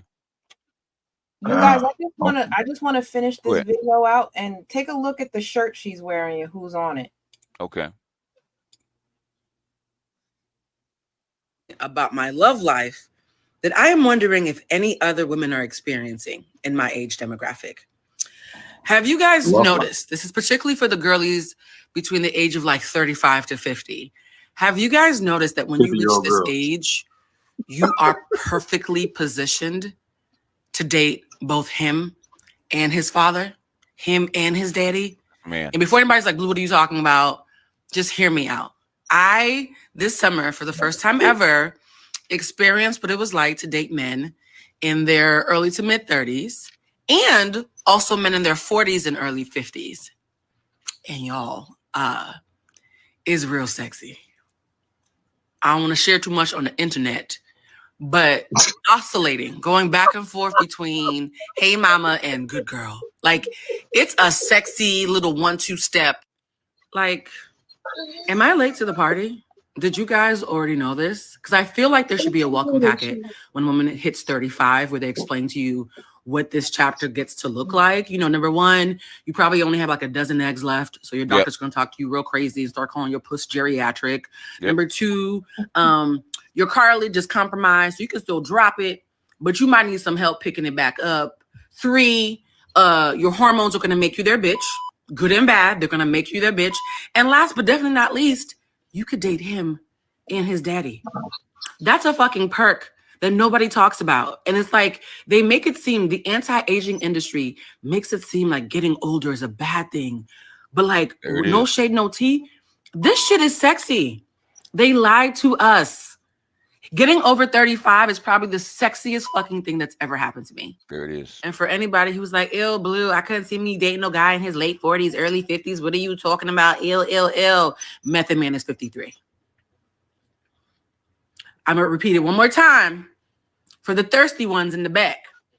Method Man is 53. I don't see none of y'all kicking that man out of bed, okay? These mid to late 40s, early 50s niggas, they are moisturizing and drinking water and doing push-ups with strong backs. It's different, y'all.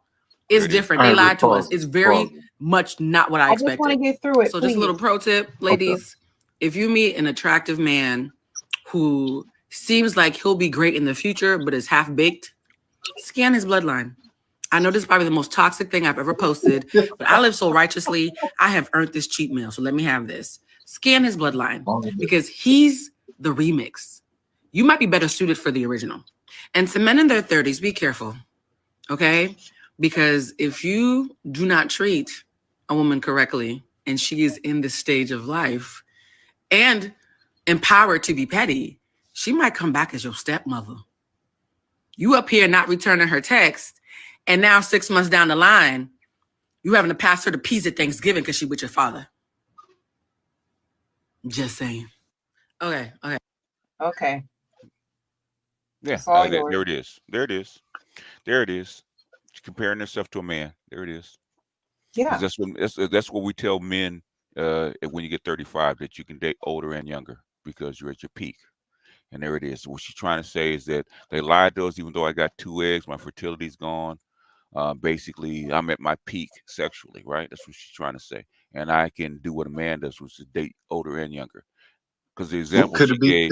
Go ahead. Could it be individually that she was already living through that pussy, and No. she just gave herself access at this later age that she probably she's struggling with? Should she at a later age continue to desire to live like that at a later age, or is it She just? can't. She's telling physically she's breaking down. I can't drop it like it's hot. I need to be picked up. My body is well past its peak and it's on the downside. But the thing is, they lied to us because I can do other things. So she's trying to, no matter what her OBGYN is saying, no matter what her body is saying, they're saying this is the best time of my life because I'm 35 and blah, blah, blah. And so, but that's man's peak. So Right. compared herself to the man. Look at he's 53, he's 40, and these guys are moisturized and lit, blah, blah, blah. Is because you got to remember our peak, a man's peak or a man's physical peak is 10 to 12 years later than a woman's. Okay. Like a woman's physical woman, go back and look at women athletes. Their physical peak is like 19 or 20. Okay. A man's physical peak is not till like 30, 31. That's because we have bigger bodies, got more cells. A man does not physically finish growing until he's 30. Okay, physically. Okay, and that's just biology. But the thing is, a woman peaks earlier physically is because she has to have babies, and her best time to have a baby is between the ages of 15 and 25.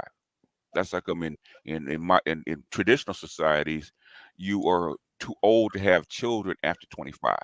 Especially if there's not a good medical science, because your risk of dying increases every year after 25. Okay. Okay. Inevitability. Yeah. Oh, these older women aren't talking about having children though. They're talking about just, what I'm saying, keeping their pussy on the chain wax. Yeah. And in other words, did she show pictures of women after 35 in their 40s and 50s? Now, what do she show men? Oh, look at him. And they're married. They're both married. Both her examples are men who've already chosen the women they want to be with. They are married, and the thing is that she's showing, especially nowadays, especially in this modern society, right? A man's peak is between 35 and 55. Okay, it's financial. What he's worth, right? What women want him for is basically his peak is not until like age 41, 42. Okay, his financial, physical, mental peak is not there. If he's still in shape enough, he still looks good enough. He's actually more desired at 42 than he was at 22. Okay, right. That's not the same for a woman. A woman's desirable peak is 22, 20. Toya knows she's getting hollered at 22. You know, running up behind her at 22, chase her down like she couldn't beat him off with a stick at 22. Okay, she know that. From 12 years old to like 25, Toya knows. Okay, she couldn't get rid of a man. Okay, because that's her window. But a man's window is from 30 nowadays from 35 to 55. Okay.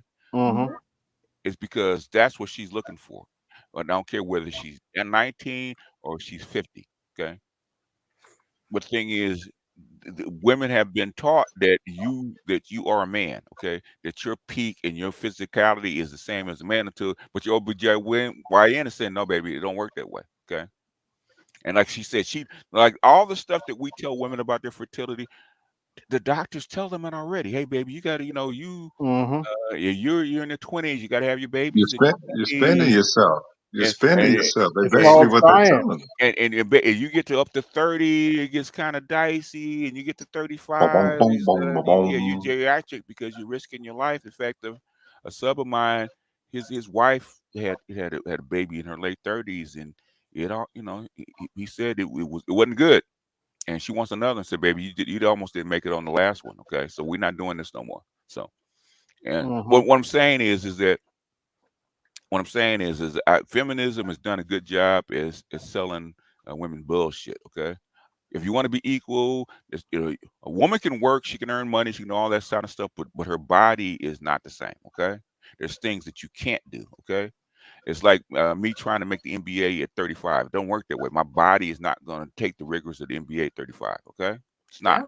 I got to be 18, 19, 20. Okay, with them young cats can run up and down. Okay, can't do So that at why 35. is it that they're not sacrificing anything into themselves? Because if women believe they were sacrificing something potentially back in the day, socially, right? There was some type of social contract that was Yeah. established. What happened? What was it that done happened with that social contract amongst women that done deteriorated to where, you know what I'm saying, they would permit such deterioration? Okay, the reason there's a bunch of different things, right? Is because what society or what this particular society wants out of women, right? Okay, they want workers, okay, and Facts. men are the workers, Personnel. right? And that's the reason that you can't marry a woman at 13, okay? It's because it's not because she's not ready, not because she can't be a wife. It's because they want to get out of high school, right? Okay, that's why a legal age to marry a woman is 18. So the parents can't marry the girl off, okay? I was told that by in Latin America. I was told that in Africa. Okay, why? I said, why do you guys raise the legal age to marry a woman? Because we want her to finish her education. That's why. It has nothing to do with her biology. Okay. Now in this advanced society, they want women to actually finish college and have a career. Okay. But the thing is, to have a career, and nowadays in this advanced society, you don't really get a career until people that are educated, went to school, know that your career doesn't even get going till you're 30. Nope. I mean, if you want to have a career, you get out of college, you may bounce around, you may go back and get an extended degree, and that takes you to like 25, 26. You really don't get into your career till you're in your 30s. That's like a man, okay? Now, do you have, are you going to raise a family? Are you going to have your kids from 15 to 25, or are you going to have a career? And so, how do you get women to choose? Okay, they're not going to choose. You got to lie to them. No, baby, you can have. Don't worry about it. Sell a dream. You can do it all, baby. You freeze your eggs, blah blah. That's how come in Silicon Valley. Okay, they have a lot of women in careers, right? And so what they did is they actually paid for the women to have their eggs frozen. Yeah. To keep them on the job, to keep them from having babies and dropping out, taking care of the kids. So we're oh God. Let me get AB Media in here. Thank you for joining the panel, AB. What would you like to add? I'm just listening right now. Can y'all hear me clearly? We got you. We can. You can. Yeah. Feminism did a job on women. They lied to them, told them they could be independent, or as I call it, independent. And they think they can wait till they 30 to have children, and they're starting to see some of them starting to suffer the consequences. And I want to make sure my ears were cleaned out. Did she really say y'all better hope we don't become your stepdaddies? Really? Your stepmama. Yeah, stepmama. That's been happening for a long time. That's not unusual. She could have been stepmom at 20. Yeah. Right. Okay. Oh, I was talking to BGS yesterday about some male and a female trying to say 20 is too young. You shouldn't be looking at a 20-year-old. I was like, really? You want to have this conversation? Like you don't want to have this conversation in another country. They'll laugh you out of the room. Okay, a lot of that is that a lot of that is that feminism. No, it's not even feminism. It's just math, right? Okay. Yeah. It's very difficult because women are sellers. What 20-year-old chick in this modernized society is ready for marriage? The thing is, if a man wants to take her, he doesn't have. And what's the difference between a woman that's 20 and a woman that's 40 in this society? As far as marriage, as far as life, maturity, experience. No. In fact, they're worse. Some women make worse wives at 40 than do at 20. At least 20, they still got some kind of. I hate to say it, but that's true. Sometimes because you're more malleable at 20 than you are at 40, and that's why a man would be much more apt to take on that 20-year-old because he can mold and shape her to exactly the wife that he wants her to be versus having to undo the indoctrination that feminism has done, and so on and so forth. Or she had so many experiences that she's going to carry that with her. Yeah. Right. So you don't have to unravel the misdeeds or the not misdeeds of the men. So that's part of it. But the thing is that at 40, say a man that doesn't have any kids, haven't had a family at 40, he's not going to pick a 40-year-old woman. No. Yeah. Why? He's not. If he wants to have a family, the man that will pick a 40-year-old woman or a woman over 35 is a man that already has children. Because I don't need children from her. Okay, all I need is a companion. He's a man in his 40s that has children, has already maybe been married a time or two. What he wants is a companion. So what he wants is different out of a woman than a young man or a man that doesn't have children. And I think that's the biggest case. But the thing is, a woman, a girl, this is very common. A woman, basically, she's going to take a provider, okay? And a man is 35, 40 years old that's got it going on and got his life going on, which is what they say that they want, a guy at the finish line. She's going to pick him if she can. Which is why I stay working out and eating right, because I aspire to be that companion. Oh, you got married already? You had your kids? No problem. Yeah, that's what the sweet spot for a woman over 35, 40. But now the women are saying, I don't want a man with kids. Blah blah blah. So okay. They want to play that game. Okay. Be careful what you ask for. Yeah, it's gonna be tough. But that's the thing is what they're trying to do is sour the milk. They're trying to spoil the water. In other words, you're 40 years old. You shouldn't want a woman that's 20. You should want a woman your own age. Okay, blah blah blah. That's what. Good luck with that. But okay. In other words, they know they can't compete with their younger selves. Okay. Right. Nobody can. Okay. Nobody. Oh, that's what I told her. Chick, you're like, y'all think we can't see the game y'all playing? Yeah. You think you don't know you're telling us this because you know you can't compete with those younger girls? Yeah. That's the whole thing. And then okay, so the 20-year-old chicks is somehow avoiding the social conditioning that's basically deteriorating all the other generation before them or something like that. But isn't Sexy Red part of that 20-year-old and I don't know, Megan Thee Stallion or whoever fuck it is? What it is that these young women are currently tapping into for symbolism of their identity and worth. Well, you don't see too many. We're not saying you could save all of them, but if you can find one that's not on that time. If they're on, you're talking about a unicorn. No. Not necessarily. Even if they're on that time, how does that stuff work on the ground? The thing is, at the end of the day, it has to work on the ground. How does that work in your real life? And you can aspire to anything that you want. You can aspire to be Sexy Red and live her lifestyle. Try to live her lifestyle. And see how it works out for you. That's why it's a fan. Okay. You gonna regulate her scrolling on the internet? No, but you know what? As a man, I'll tell you what. If I was dating a man and he had a strict no social media rule when we were spending time together, guess what I would abide by? Yeah. Okay. That has to do with you as a man setting the standard for what you will tolerate and accept and what you absolutely will not. Yeah. Most women, if she's on scrolling on her phone and you're sitting there at dinner, hey baby, put that down. Most women will put it down. Rogish used to do it. We all told that motherfucker. I mean, you're here with me. I'm setting the tone. And if I was scrolling on her phone and she said, "Hey, baby, you with me? Put it down." I'd put it down. It's just polite. Most people will do it.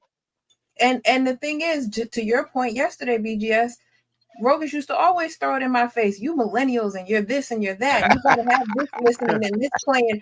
Now, could you put that down? And it was a major source of contention for us because I'm always wanting to be stimulated and I'm always like listening to multiple things. But it made me realize, like, hey, how can you be present in this moment if you're taking in so much? You can't. Hearing shit like, what the fuck? Are you that plugged in? That's amazing. They are that plugged in, and basically, it takes having children because I got children close to her age, So and I know exactly what I said. I've seen this. I know exactly what we bought them and why we bought it for them, and what they're on, and what they like to, what they like to read, what they like to listen to, all that kind of stuff. So I know. So I know. So when I hear it, so okay, I know your problem. I still know I know what your parents didn't do. Okay, they didn't squash that shit when you were young. Yep. Yeah.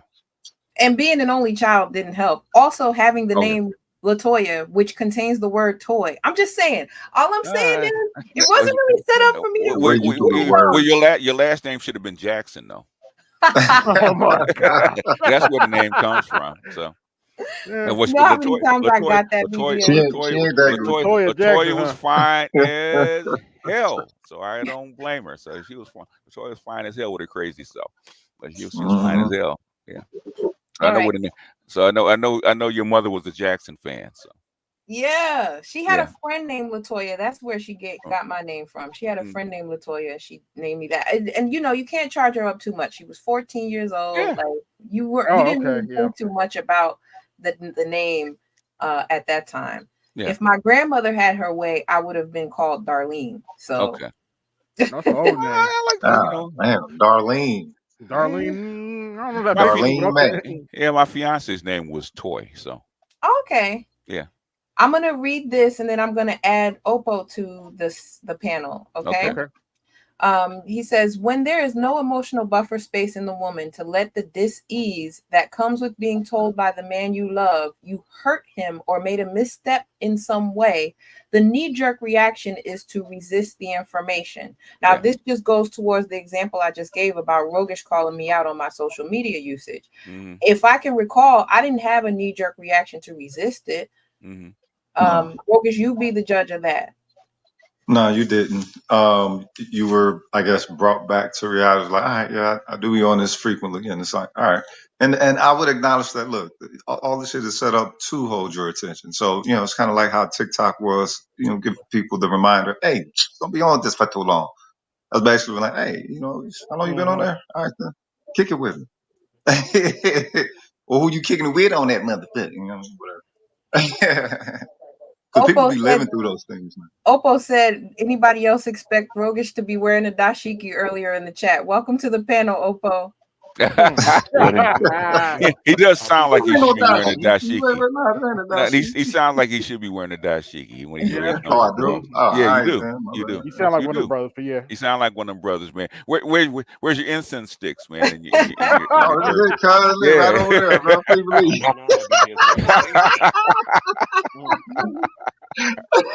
I'm from the community. Okay, I know.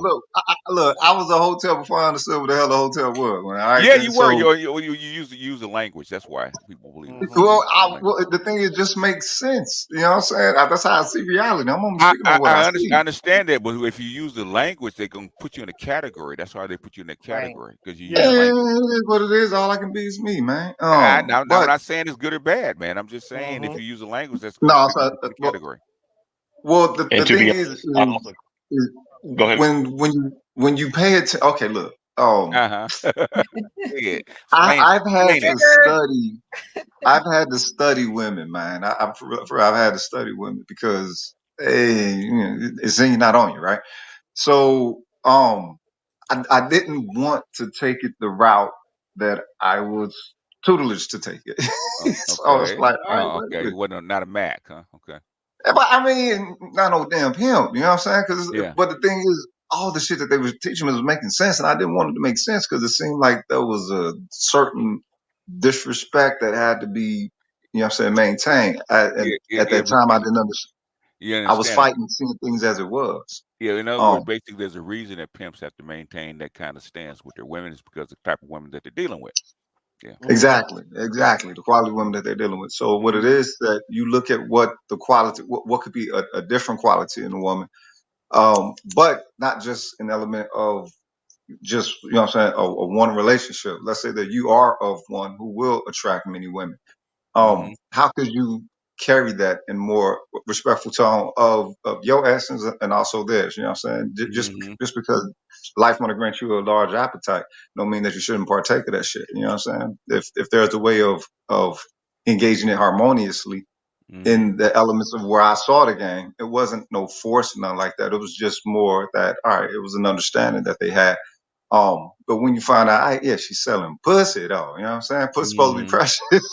So it's like, all right, then damn. You know what I'm saying? If it isn't, then what is it that this society is how's it interacting with these women to make them choose? Like you said earlier, it's a choice to make them choose to go into such a life, and what the worth and the social worth and the social value and the class worth of a woman was at that time.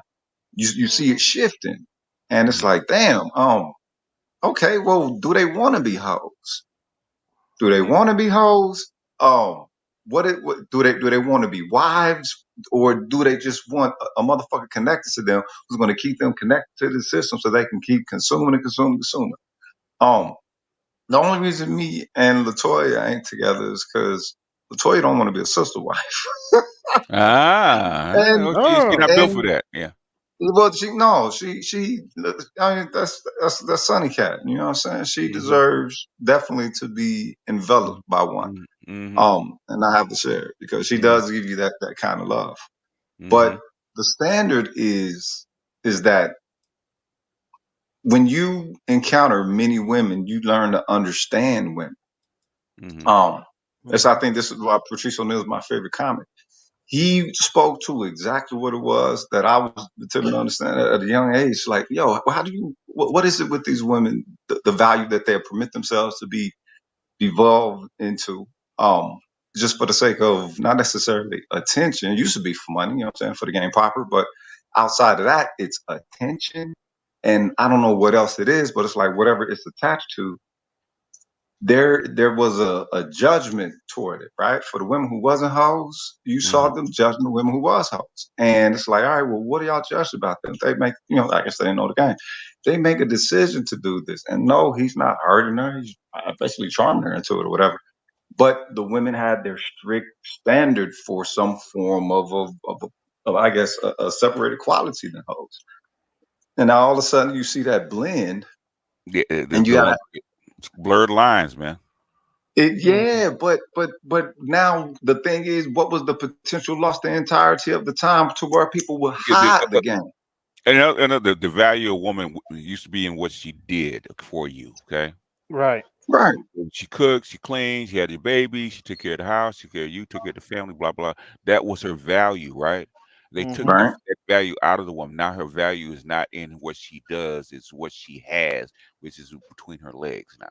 So her whole value now in a woman is not what she does, and what she provides is what's between her legs. And that's what now it's transactional. Is that because the society is now doing what they got to do now? Society has taught them that. Yeah, basically the only difference between you and a man is is between your legs. So your value to a man is what's between your legs, and that's what they told women, trained women to be. That's they don't cook, they don't clean, they don't do all the other little things that they used to do to provide value to a man. Now it's okay. I'm here. I'm showing up. I'm gonna give you the Glock 3000. I'm gonna open my legs and do all kind of tricks and stuff like that for like you. Like a hoe. I'm a hoe. All of it says yes, all yeah. But I'm not gonna call myself that. Okay. So what is it then? I'm gonna call myself independent, not a hoe. I'm a proper hoe now. But they don't call they changed the category. That's what it is now. Oh. It's just now a transactional relationship. It's not. I'm not selling it to you. I'm transacting. That's trick hoe dynamics, then. It is trick hoe dynamics. But the thing is, they had to change the category. Okay. Like she was talking about. What was she talking? Was she talking about providing any other thing to that man except sex? Nothing. And his son. And his son. That's a funky bitch, boy. That's a funky bitch. But that's what they're rolling off the assembly line right now. And what she's mad about is her OB. That's why she mentioned her OBGYN, right? With her 2 eggs left. Okay. In other words, your value as a woman to your number one value as a woman in any society is reproduce, right? Right. That's the only way society moves forward and maintains and progresses. If a woman reproduces, that is her duty to society. Yes, and nurtures. and nurtures. Reproduces and nurtures. And nurture your children. That is a woman's number one duty to society, right? That's like societies of collapsing around us is because women have shirked their responsibility. Okay, but thing is, to be told at 35 that your number one value as a woman is gone, and you didn't fulfill it. Okay, what does it do to her psyche? That's I don't know. I don't know. I'm not a woman. I can't avoid it, or they attempt to avoid it. You know, well, you have to avoid it. You have to put your energy into something else. Is because that's gone or that's potentially gone. Okay. Now I'm not a woman, so Toya probably can tell you better than I can. What does that do to a woman's psyche when she can no longer reproduce? Because that doesn't exist for a man. A man can reproduce until he's 80. Right. So we don't think about it because we don't have a definite cutoff point. Okay. Interesting. So I don't know. But thing is, but is she thinking about reproducing while if she's under the social ideology of throwing that pussy on the chain wax?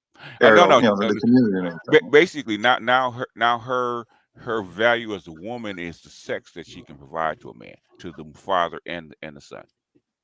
But from me, it's unique because that option was taken from me. Okay. So it's twofold, right? Mm-hmm. It's coming to the conclusion that you're not able to do something, but then realizing that you don't even have a choice in the matter because your physical composition made it so that isn't even on the table for you. Okay. And I will say that up until that point, and I've said this before, when I was younger, I always said that I didn't want to have children. Okay. But furthermore, to the conversation we're having and the suppression that happens with women who are led to be independent and raised to think that you don't need a man and that you should aspire to achieve these accomplishments without the assistance of a man, that's what led to me suppressing the desire for womanhood and it all of I don't want to call them trappings because they're not trappings, but all that affords, all that extends to the tentacles associated with womanhood that lead to it belonging to the village is, what we're here to talk about. That made me want to suppress all of that in favor of what freedom, quote unquote, looks like. And even with what the young lady was talking about, that's not what it looked like for me, or that's not what I aspired towards to date the son and the daddy. But I eventually found myself at this point where I'm like, well, if I'm not having the kids and I'm not being a whore, then where do I find my glory? Yes, where your value is. Yeah. Yeah. And so then when I got to my late 20s and it was explained to me, hey, you're probably not going to be able to naturally conceive. Now I felt gypped because I was just starting to feel like, well, maybe if I do it with this man because he seems like a great guy and probably would be a great father, I can't even offer him that. So then you take a nosedive in terms of what your value is because you can't even offer the one thing that you were born to do. You can't follow that biological imperative. So what do? You make yourself as valuable as you can, and you do what you can with what you have to increase that. And I think I've done a good job, many thanks to you, BGS, as well as this space, you guys here on the panel right now, and listening, having the ability to shut up and listen to what you guys have to say about what you want from women helped me immensely with how to mold and shape what I have going on for me right now so that I can be the companion to that man who may have been married twice, who may have had children already, So I would be remiss if I didn't get up here and talk about that from my perspective so that I could save someone who is in her 30s who might still be able to give that value. Yeah. Well put. Thank you. Well put. When it comes to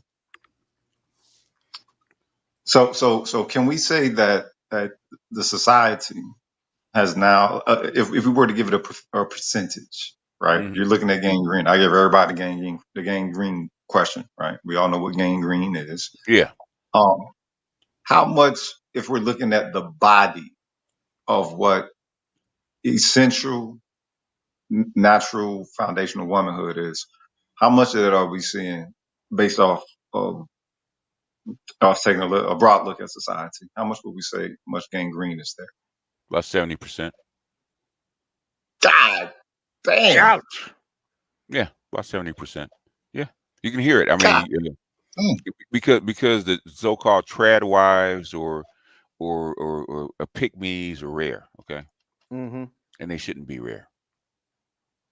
Which is why you get a woman like Nara Smith getting so much backlash, despite the overwhelming level of support that she does get, because she's got like 1 million followers or something like that. But you've got all these women, mostly Black women, coming at her neck for being a traditional wife, for getting up and making her husband Coca-Cola from scratch, making her kids Cheez-It from scratch. Like, I admire that. Yeah. Coca-Cola from scratch? Wow, I've never heard of that, but okay. She's in her 20s and she has had 3 of his children, and she gets up and makes him meals every day wearing the finest of couture and gowns. Oh, yeah. While she was pregnant and after. And she still looks like somebody you would want to wife. She's already married, but she has not let herself go. She is not doing anything to make her husband feel like he needs to leave the house to go get what he desires. I mean, that's what we should be aspiring to in terms of living our womanhood and belonging to a village. I think we do so much better if we follow that example rather than the lady that I just had up on the screen. Right. Yeah. The lady on the screen, basically, she's that what you hear from her is regret. She's not couching it that way. But why did you mention your OBGYN and your 2 eggs left, your 2% eggs left? Okay, that's called regret. Now I have to make the best of it. So I'm gonna put on a brave face, but I have this option. So who do you think she was talking to? Do you think she was talking to the young cat who had like ghosted her? No. That's what it sounded like toward the end of the show. Like this sound like a threat. She's talking to herself. This is the mirror for her. How you have to, when things are down, you have to get in the mirror and coach yourself up to a bad situation or regret. This is the mirror. Social media has become a mirror for some women, for some people, right? This is my mirror. I'm talking to myself, but I'm sharing it with you. True that. That's what it looked like to me. And real quick, I'm gonna just show you her making it because I want y'all to know that wasn't cap. I just watched it last week when she posted it. Check it out. My husband mentioned that he was craving Coca-Cola the other day, and since we were out of soda, I decided to just make him some today. That's what he used to make it, combining some sugar and water, letting that come to the heart crack stage before pouring it out and letting it cool. Once it was cold and hardened, I broke it up into smaller pieces and set that aside while I started zesting my citrus. Started with my orange and then moved on to my lemon, and lastly, I did my lime. Once all my citrus was zested, I moved on to grinding up my spices. Cinnamon, vanilla, some coriander seeds, rose hip, some lime leaves, and some cola nut. I ground that up as fine as I could, and all of our prep was done. Now I combined the last of my ingredients, which was some water, some sugars, all of my zested citrus, some citrus. And last but not least, all the spices that we just ground up. I placed that in a pot of hot water and made sure to keep it at the same temperature for about an hour and a half before straining it through a fine mesh strainer and setting the syrup in the fridge to cool. Once it was cool, I topped it with sparkling water, but you can also use soda water, and this tasted exactly like Coke, and Lucky was so impressed by it that he had to have another glass. It's probably better. That's the way they used to make it. And she does it all the time. Every day in that kitchen. Yeah. She's a successful model too, and so she juxtaposes her role as a wife and mother with a career that she also gives us privy to. And I'm just saying, like, I think as a husband, you would be so much more appreciative of the fact that your wife is taking the time to do that for you and make it special versus going and buying it. Sure, you appreciate both, but I know you appreciate one more than the other. Yeah. It's the effort that she puts in, the care that she puts in. It's not really the product, but the product is fine. But the thing is, A lot of times, and this is come from an older generation, right? It's an example of how she's trained, how she thinks. So what she does, how she cooks, how she takes care of her house, shows you how her mother trained her and what kind of wife you're gonna get. Okay. If she's careless about her house, careless about how she makes food, she's fussing about cooking and stuff like that. Okay, you were trained by a woman that didn't prioritize those skills, which is fine. But the thing is, well, that's the kind of wife you're going to be for me. That's what we looked at. Man, I dodged some bullets in my 20s, but I'll leave that's another story for another day. I wish I had that mentality. If chick don't clean up, that's a red flag. I know kind of women we raised, man. So I feel for you. Okay. Shout out to Sauchi on the panel. It's over. Finito. The executioner. What it do? How we doing? Yeah, no, it's a good conversation. I mean, it's just unfortunate for most women. I mean, it's the environment. I mean, BJS has covered this. PDs, the PhDs have covered this. It just, on the surface, it appears, people who listen in are people who just, I guess, aren't smart enough or disingenuous. It appears that people are complaining or what have you, but we're just expressing what has occurred and why things are the way they are right now. Unfortunately, when it comes to, reality or nature, there's a certain point where you just can't do certain things that you could do when your hormones were in your prime. I mean, it's a reality, especially for women. So it's not hating. It's just, okay, you're saying you want this, but you're talking as if you're in your prime. You're not anymore. That's not hating. That's a fact. And then remember, you're competing with a whole new group of women who are in their prime and may potentially be better looking physically. And then also based on whatever guys or group of guys that women are generally into, you might not even be in their class, grew up in the class or are currently in their socioeconomic class. So you don't qualify all over the board. But then you're hating on the guys that are literally giving you the solutions to get what you want. Makes absolutely no sense. Maybe it's the competition though that has them distorted. That maybe like let's say there's supposed to be competition with women, right? There's supposed to be competition amongst them. But what would be a healthy level of competition with them? Because they're definitely gonna have to compete. But there needs to be. It's called aging gracefully. That's what it is.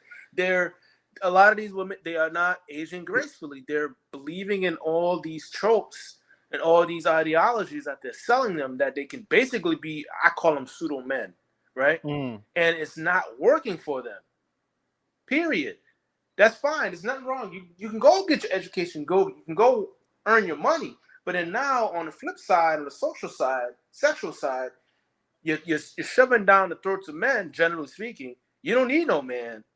Or you're just disrespecting men, but then expecting the top tier men to be into you. That's senile. That's crazy.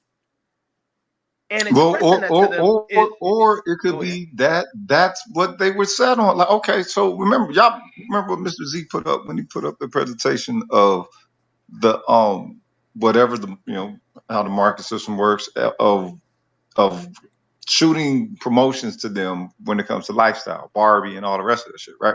The thing is, if everything in the society says at one point, all right, this is what you do in order to attain happiness, prestige, status, and all this, all right, and now it continues on with that. At what point do you not charge the society as well? It's like how wouldn't them maintaining certain elements of their integrity have them going against the society that they have to actually flow with in order to attain the so-called success that society say they're able to achieve? Well, I have 2 points to that.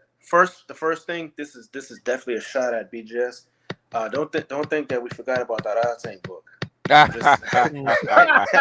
didn't forget. Don't say it in front of Toyo. So the second point, right? Again, these are extremes that they're selling these women, right? They're selling them extremes that they weren't cultivated to even be in. I'm not saying whether they deserve it or not. I'm just saying they weren't cultivated, right? Just like they sell people on go to school, get a job, you're going to be successful. That's not true. Because people don't do their homework. They don't realize this. The university system originally was for the priests, clergy, and basically the top 10%ers. That's it. Right. So, and this is why they basically the taxpayers are backing people getting student loans. That's the only reason why. I mean, obviously, yes, when your middle class is strong, yes, your country thrives. That is true. So women are believing in that. Generally speaking, yes, you can potentially be better, but again, they're forgetting the social side. They're forgetting their nature, right? So they're believing these strong, feminists, not the original feminists, but this warped feminist ideology, but it doesn't work. And I don't know. I mean, to me, it's just crazy. How many It does women? work. It's the strongest form of pimping ever created. There's nothing stronger than feminism. Well, I mean, it works for certain groups, but I mean, generally speaking, for women, Christianity ain't better than feminism. but for the women, it doesn't work. Like you can't have your cake and eat it too. They're sold that because it sells. But in reality, you're seeing these older women. You see, it doesn't even work with top tier women. What's considered top tier women. So why would it work for women who are quote unquote average or even below average? So that's because they get a shot of value that they've never, I guess, encountered within any other ideology. Wait a minute, Salchi. Don't talk about Maya like that. Well, I thought Maya was cool. What? I thought Maya knew her place and shit. But she married herself, Rogish. Yeah. She would. She married herself. She literally came online and said she married herself. Yes. Yeah. Nigga, what? Yeah. I mean, it's sad. 100 octane that didn't that thought she could extend her value past. Yes. In other words, basically, dudes that are at that level, they're gonna say a Method Man or say like somebody else. They're gonna marry a woman in her 20s. Okay. Yeah. They can, right. And if you get past 30, 31, 32, they'll still date you, but they're not gonna marry you because you're too old in their eyes. Yes. Because there's a chick that's graduating from college or graduating from high school that I can roll up in my Benz and I can get and marry her, right? Fresh out, factory fresh, as they say. It's the complete opposite of what women experience. The good-looking women, when they're in high school, it's the complete opposite. So I say that to someone, I'm like, well, wait a minute. If you were hottie in high school, you were most likely dating had college guys. You're dating a 30-year-old if you're hottie in college. Yeah, if you that girl in college, okay, in high school, 15, 16, and you're a hottie like that, you're getting a high value 30-year-old pulling up at the high school, man, down the block trying to pick you up. Yeah. And I saw that and I understood it. I didn't hate on it. I didn't hate on the women. I didn't hate on the guy. It is what it is. So it's the same. But wait a minute. We're still talking about, though, remember, womanhood also belongs to the village. The thing is, if they don't understand what they connected to, holding on to an essential integrity. Dare we say, is there an essential integrity with women that they're not being told? Hell no. No, basically, they sold out to become men. That's what they sold out to become. Yes. Remember, we're in an urban. I mean, this country, it's. The majority of people are in urban areas. It's global now. It's not even urban. Exactly. It's global now. I mean, in Africa, they're saying the same thing on the continent right now. Yeah, you're right. It's just starting. You're right. Yeah. In fact, Master Yao was complaining about that last night. About Ghana, how it's changed over the past 10 years. Where the women have changed. Their expectations and stuff like that have changed. It's becoming more transactional. It's Oh yeah. I just ask these women. Okay, God damn, so you're seeing these lifestyles that you know nothing about. Why do you feel you deserve it?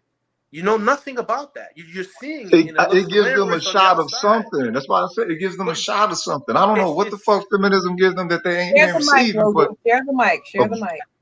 a voice, perhaps, maybe. Is that what it is? Feminism give them a voice that they think that they don't have otherwise. But again, you can aspire, but I mean, again, you don't know anything about that. Like, you don't know what it really takes to be at that level. Like, they are absolutely clueless. They think that these women are just sitting on their ass. That's not happening.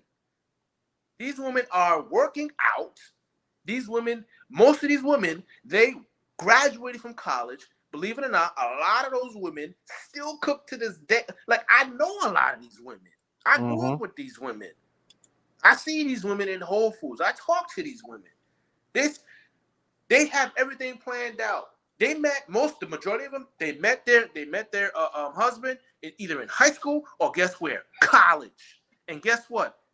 The man, most of them, the majority, didn't have money. Maybe the family potentially did, but the man himself didn't have money. So they built a life together. They worked.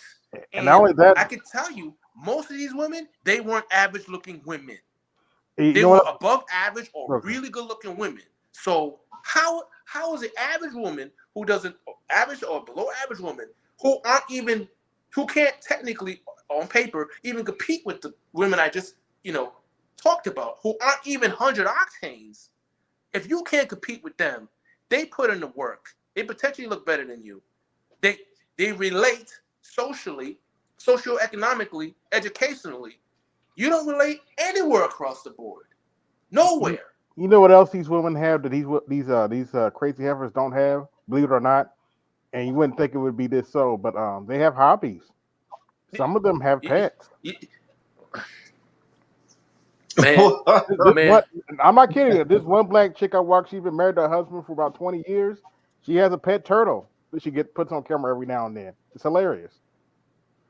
Okay. But before I moved down here, right, I used to see this Italian woman. I wasn't dating her clearly, but she was an older woman. She retired early. How? Because she graduated in finance. She was in finance. She was successful, but her husband had his own business. They worked together at the same time, but she still had a career. They had 2 boys. One's an attorney. The other one's at high finance, New York City. The other one, they paid for him to go to, I forget what college in Florida, to be an attorney. She flat out told me, Sal, when we got serious, we sat down and had a conversation on how our life was going to be, how we were going to have our children, and how we were going to have money set aside for our children. They did it all. That's how they talk. They're not talking all this other bullshit that these women think is going. No, they plan and they get it done. And the last Are thing they she told unicorns? I'm sorry? Are they unicorns? Can those be considered unicorns if the average is outside of that? I guess maybe because I'm in a bubble, I wouldn't necessarily call them they're becoming more unicorns now, but I wouldn't necessarily call them unicorns. It's just that these women need to understand it's fine. You can get your education, but you can't forget that you have a clock. You can't forget that you have to be appealing to a man or men. Just like a man has to be appealing to you. I mean, it's a relationship is a transaction, whether it's business, whether it's sexual, whether it's platonic. Like, what are you adding and what are you getting at the same time? But most of these women, it's all about me, me, me. What do I get? Okay, well, if you're not exchanging anything at that level or above, I don't. Is it more transactional or is it more synergy? It's more transactional and it's supposed to be synergy, but it's turning to transaction because the value standards of a relationship are more aligned towards, the market ethos as opposed to a healthy social one. Well, a lot of these women don't realize the way they're presenting themselves is like they're on a strip. Yep. Like they don't they don't realize it. Oh, how much do you make? Oh, how much you gonna spend on me? Like I understand. Yes, I understand. Like you want a sir. man who's doing well. That is The bullpen. reasonable. Like that's reasonable. But if that's the first thing you're saying, I mean, you might as well be on the strip, like for real, because Ding, ding, ding, ding, ding, ding. you're coming to this guy. Bingo. He doesn't even know you. I mean, you don't know him either. So neither of you have, put in any work, and you're talking about money. So okay, so we're talking business. So Ding, don't ding, get ding, mad. ding, ding. Don't get mad when he says, "Well, pull your pants down," because that's basically what you're saying. I mean, like, come on. I'm ready to get paid now. Yeah, Come on, this is what I came for. Exactly. And if that's what you're about, be respectful about it. Like I don't have any problems with them. I call them respectable gold diggers and respectable hoes. I don't have any problem with that. It's these women who are in the middle, and it's like, yo, you're messing the game up, man. Yeah. There you go. What part of the game is that? Yeah. Be consistent. Yes. Yeah. I told them in their face, hey man, if you're not about it with certain guys, this and the third, I'm telling you, all you have to do is be respectful to the man and tell him what time you're on. Very few men are gonna sit here and like freak out or like lash out because some women use that as a troll. Yeah. I'm like, come on now. Ain't no man really have any desire to go to jail for because you're being respectful, saying, I'm just about this. Like, I mean, does it happen? Of course, but I mean, come on. Statistically, it's highly unlikely it's gonna happen. This guy got something to lose. All right. If you're dealing with guys who don't have anything to lose, that's on you.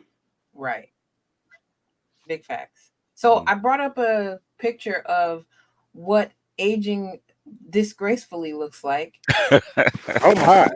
And her caption says, I refuse to grow old gracefully. I will grow old with a drink in one hand, a joint in the other, and a flower crown on my head. Okay. Now take note of the kitty cat. Take note of the singular chair. Yeah.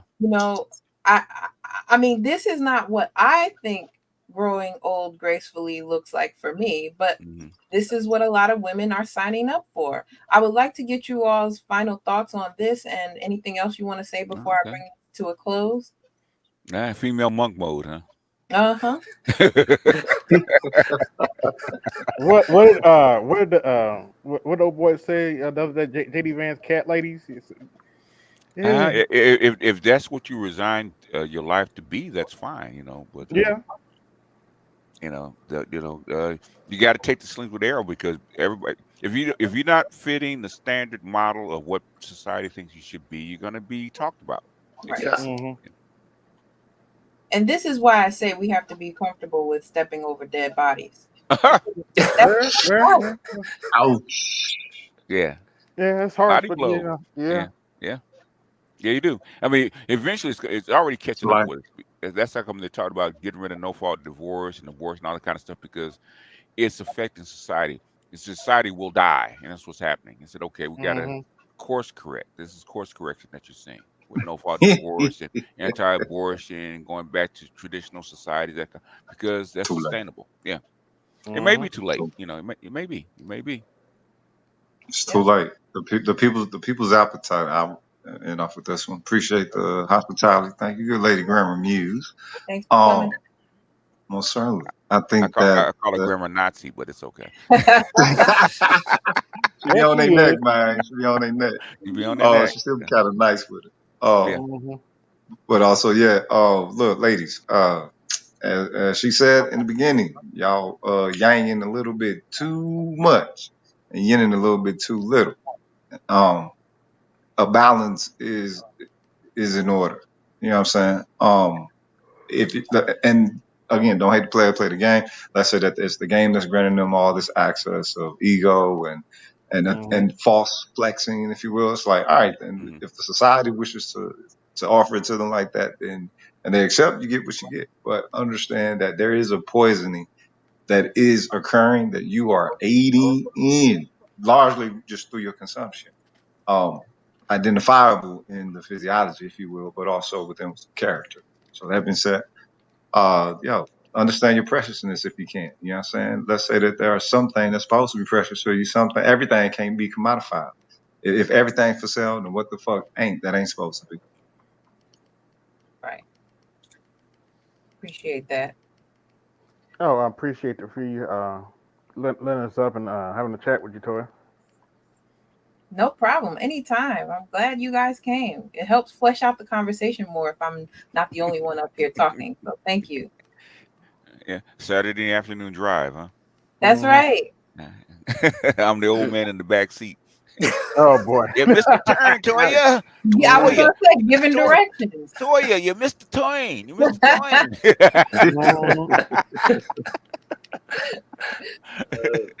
But church voice on there. Fauci, what you got left on the bone? Appreciate you having us up, having me up. You know, everybody got to work. That's reality. That's life. That's really all I really say. I mean, obviously it sounds harsh, but you know, we all got to work for everything that we have and maintain. And if we want more, we have to be wiser and work more strategically. That's just reality. Everybody's in that same boat. Doesn't matter where you are in life. Everybody is in that regard. So that's right. That's it. Thank you. Thank you. Good to see you. Always a pleasure. All right.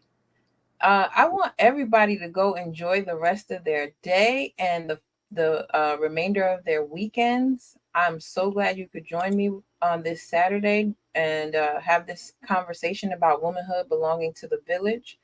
I think we brought up some really good points, and hopefully you got some value out of the conversation today. I implore you to hit that like button on your way out if you haven't already. The Cash App is also in the description if you would like to donate. I'm very appreciative of your time and your energy and your spirit being here with me. And like I always like to say, peace, ease, and whatever you please. Thank you.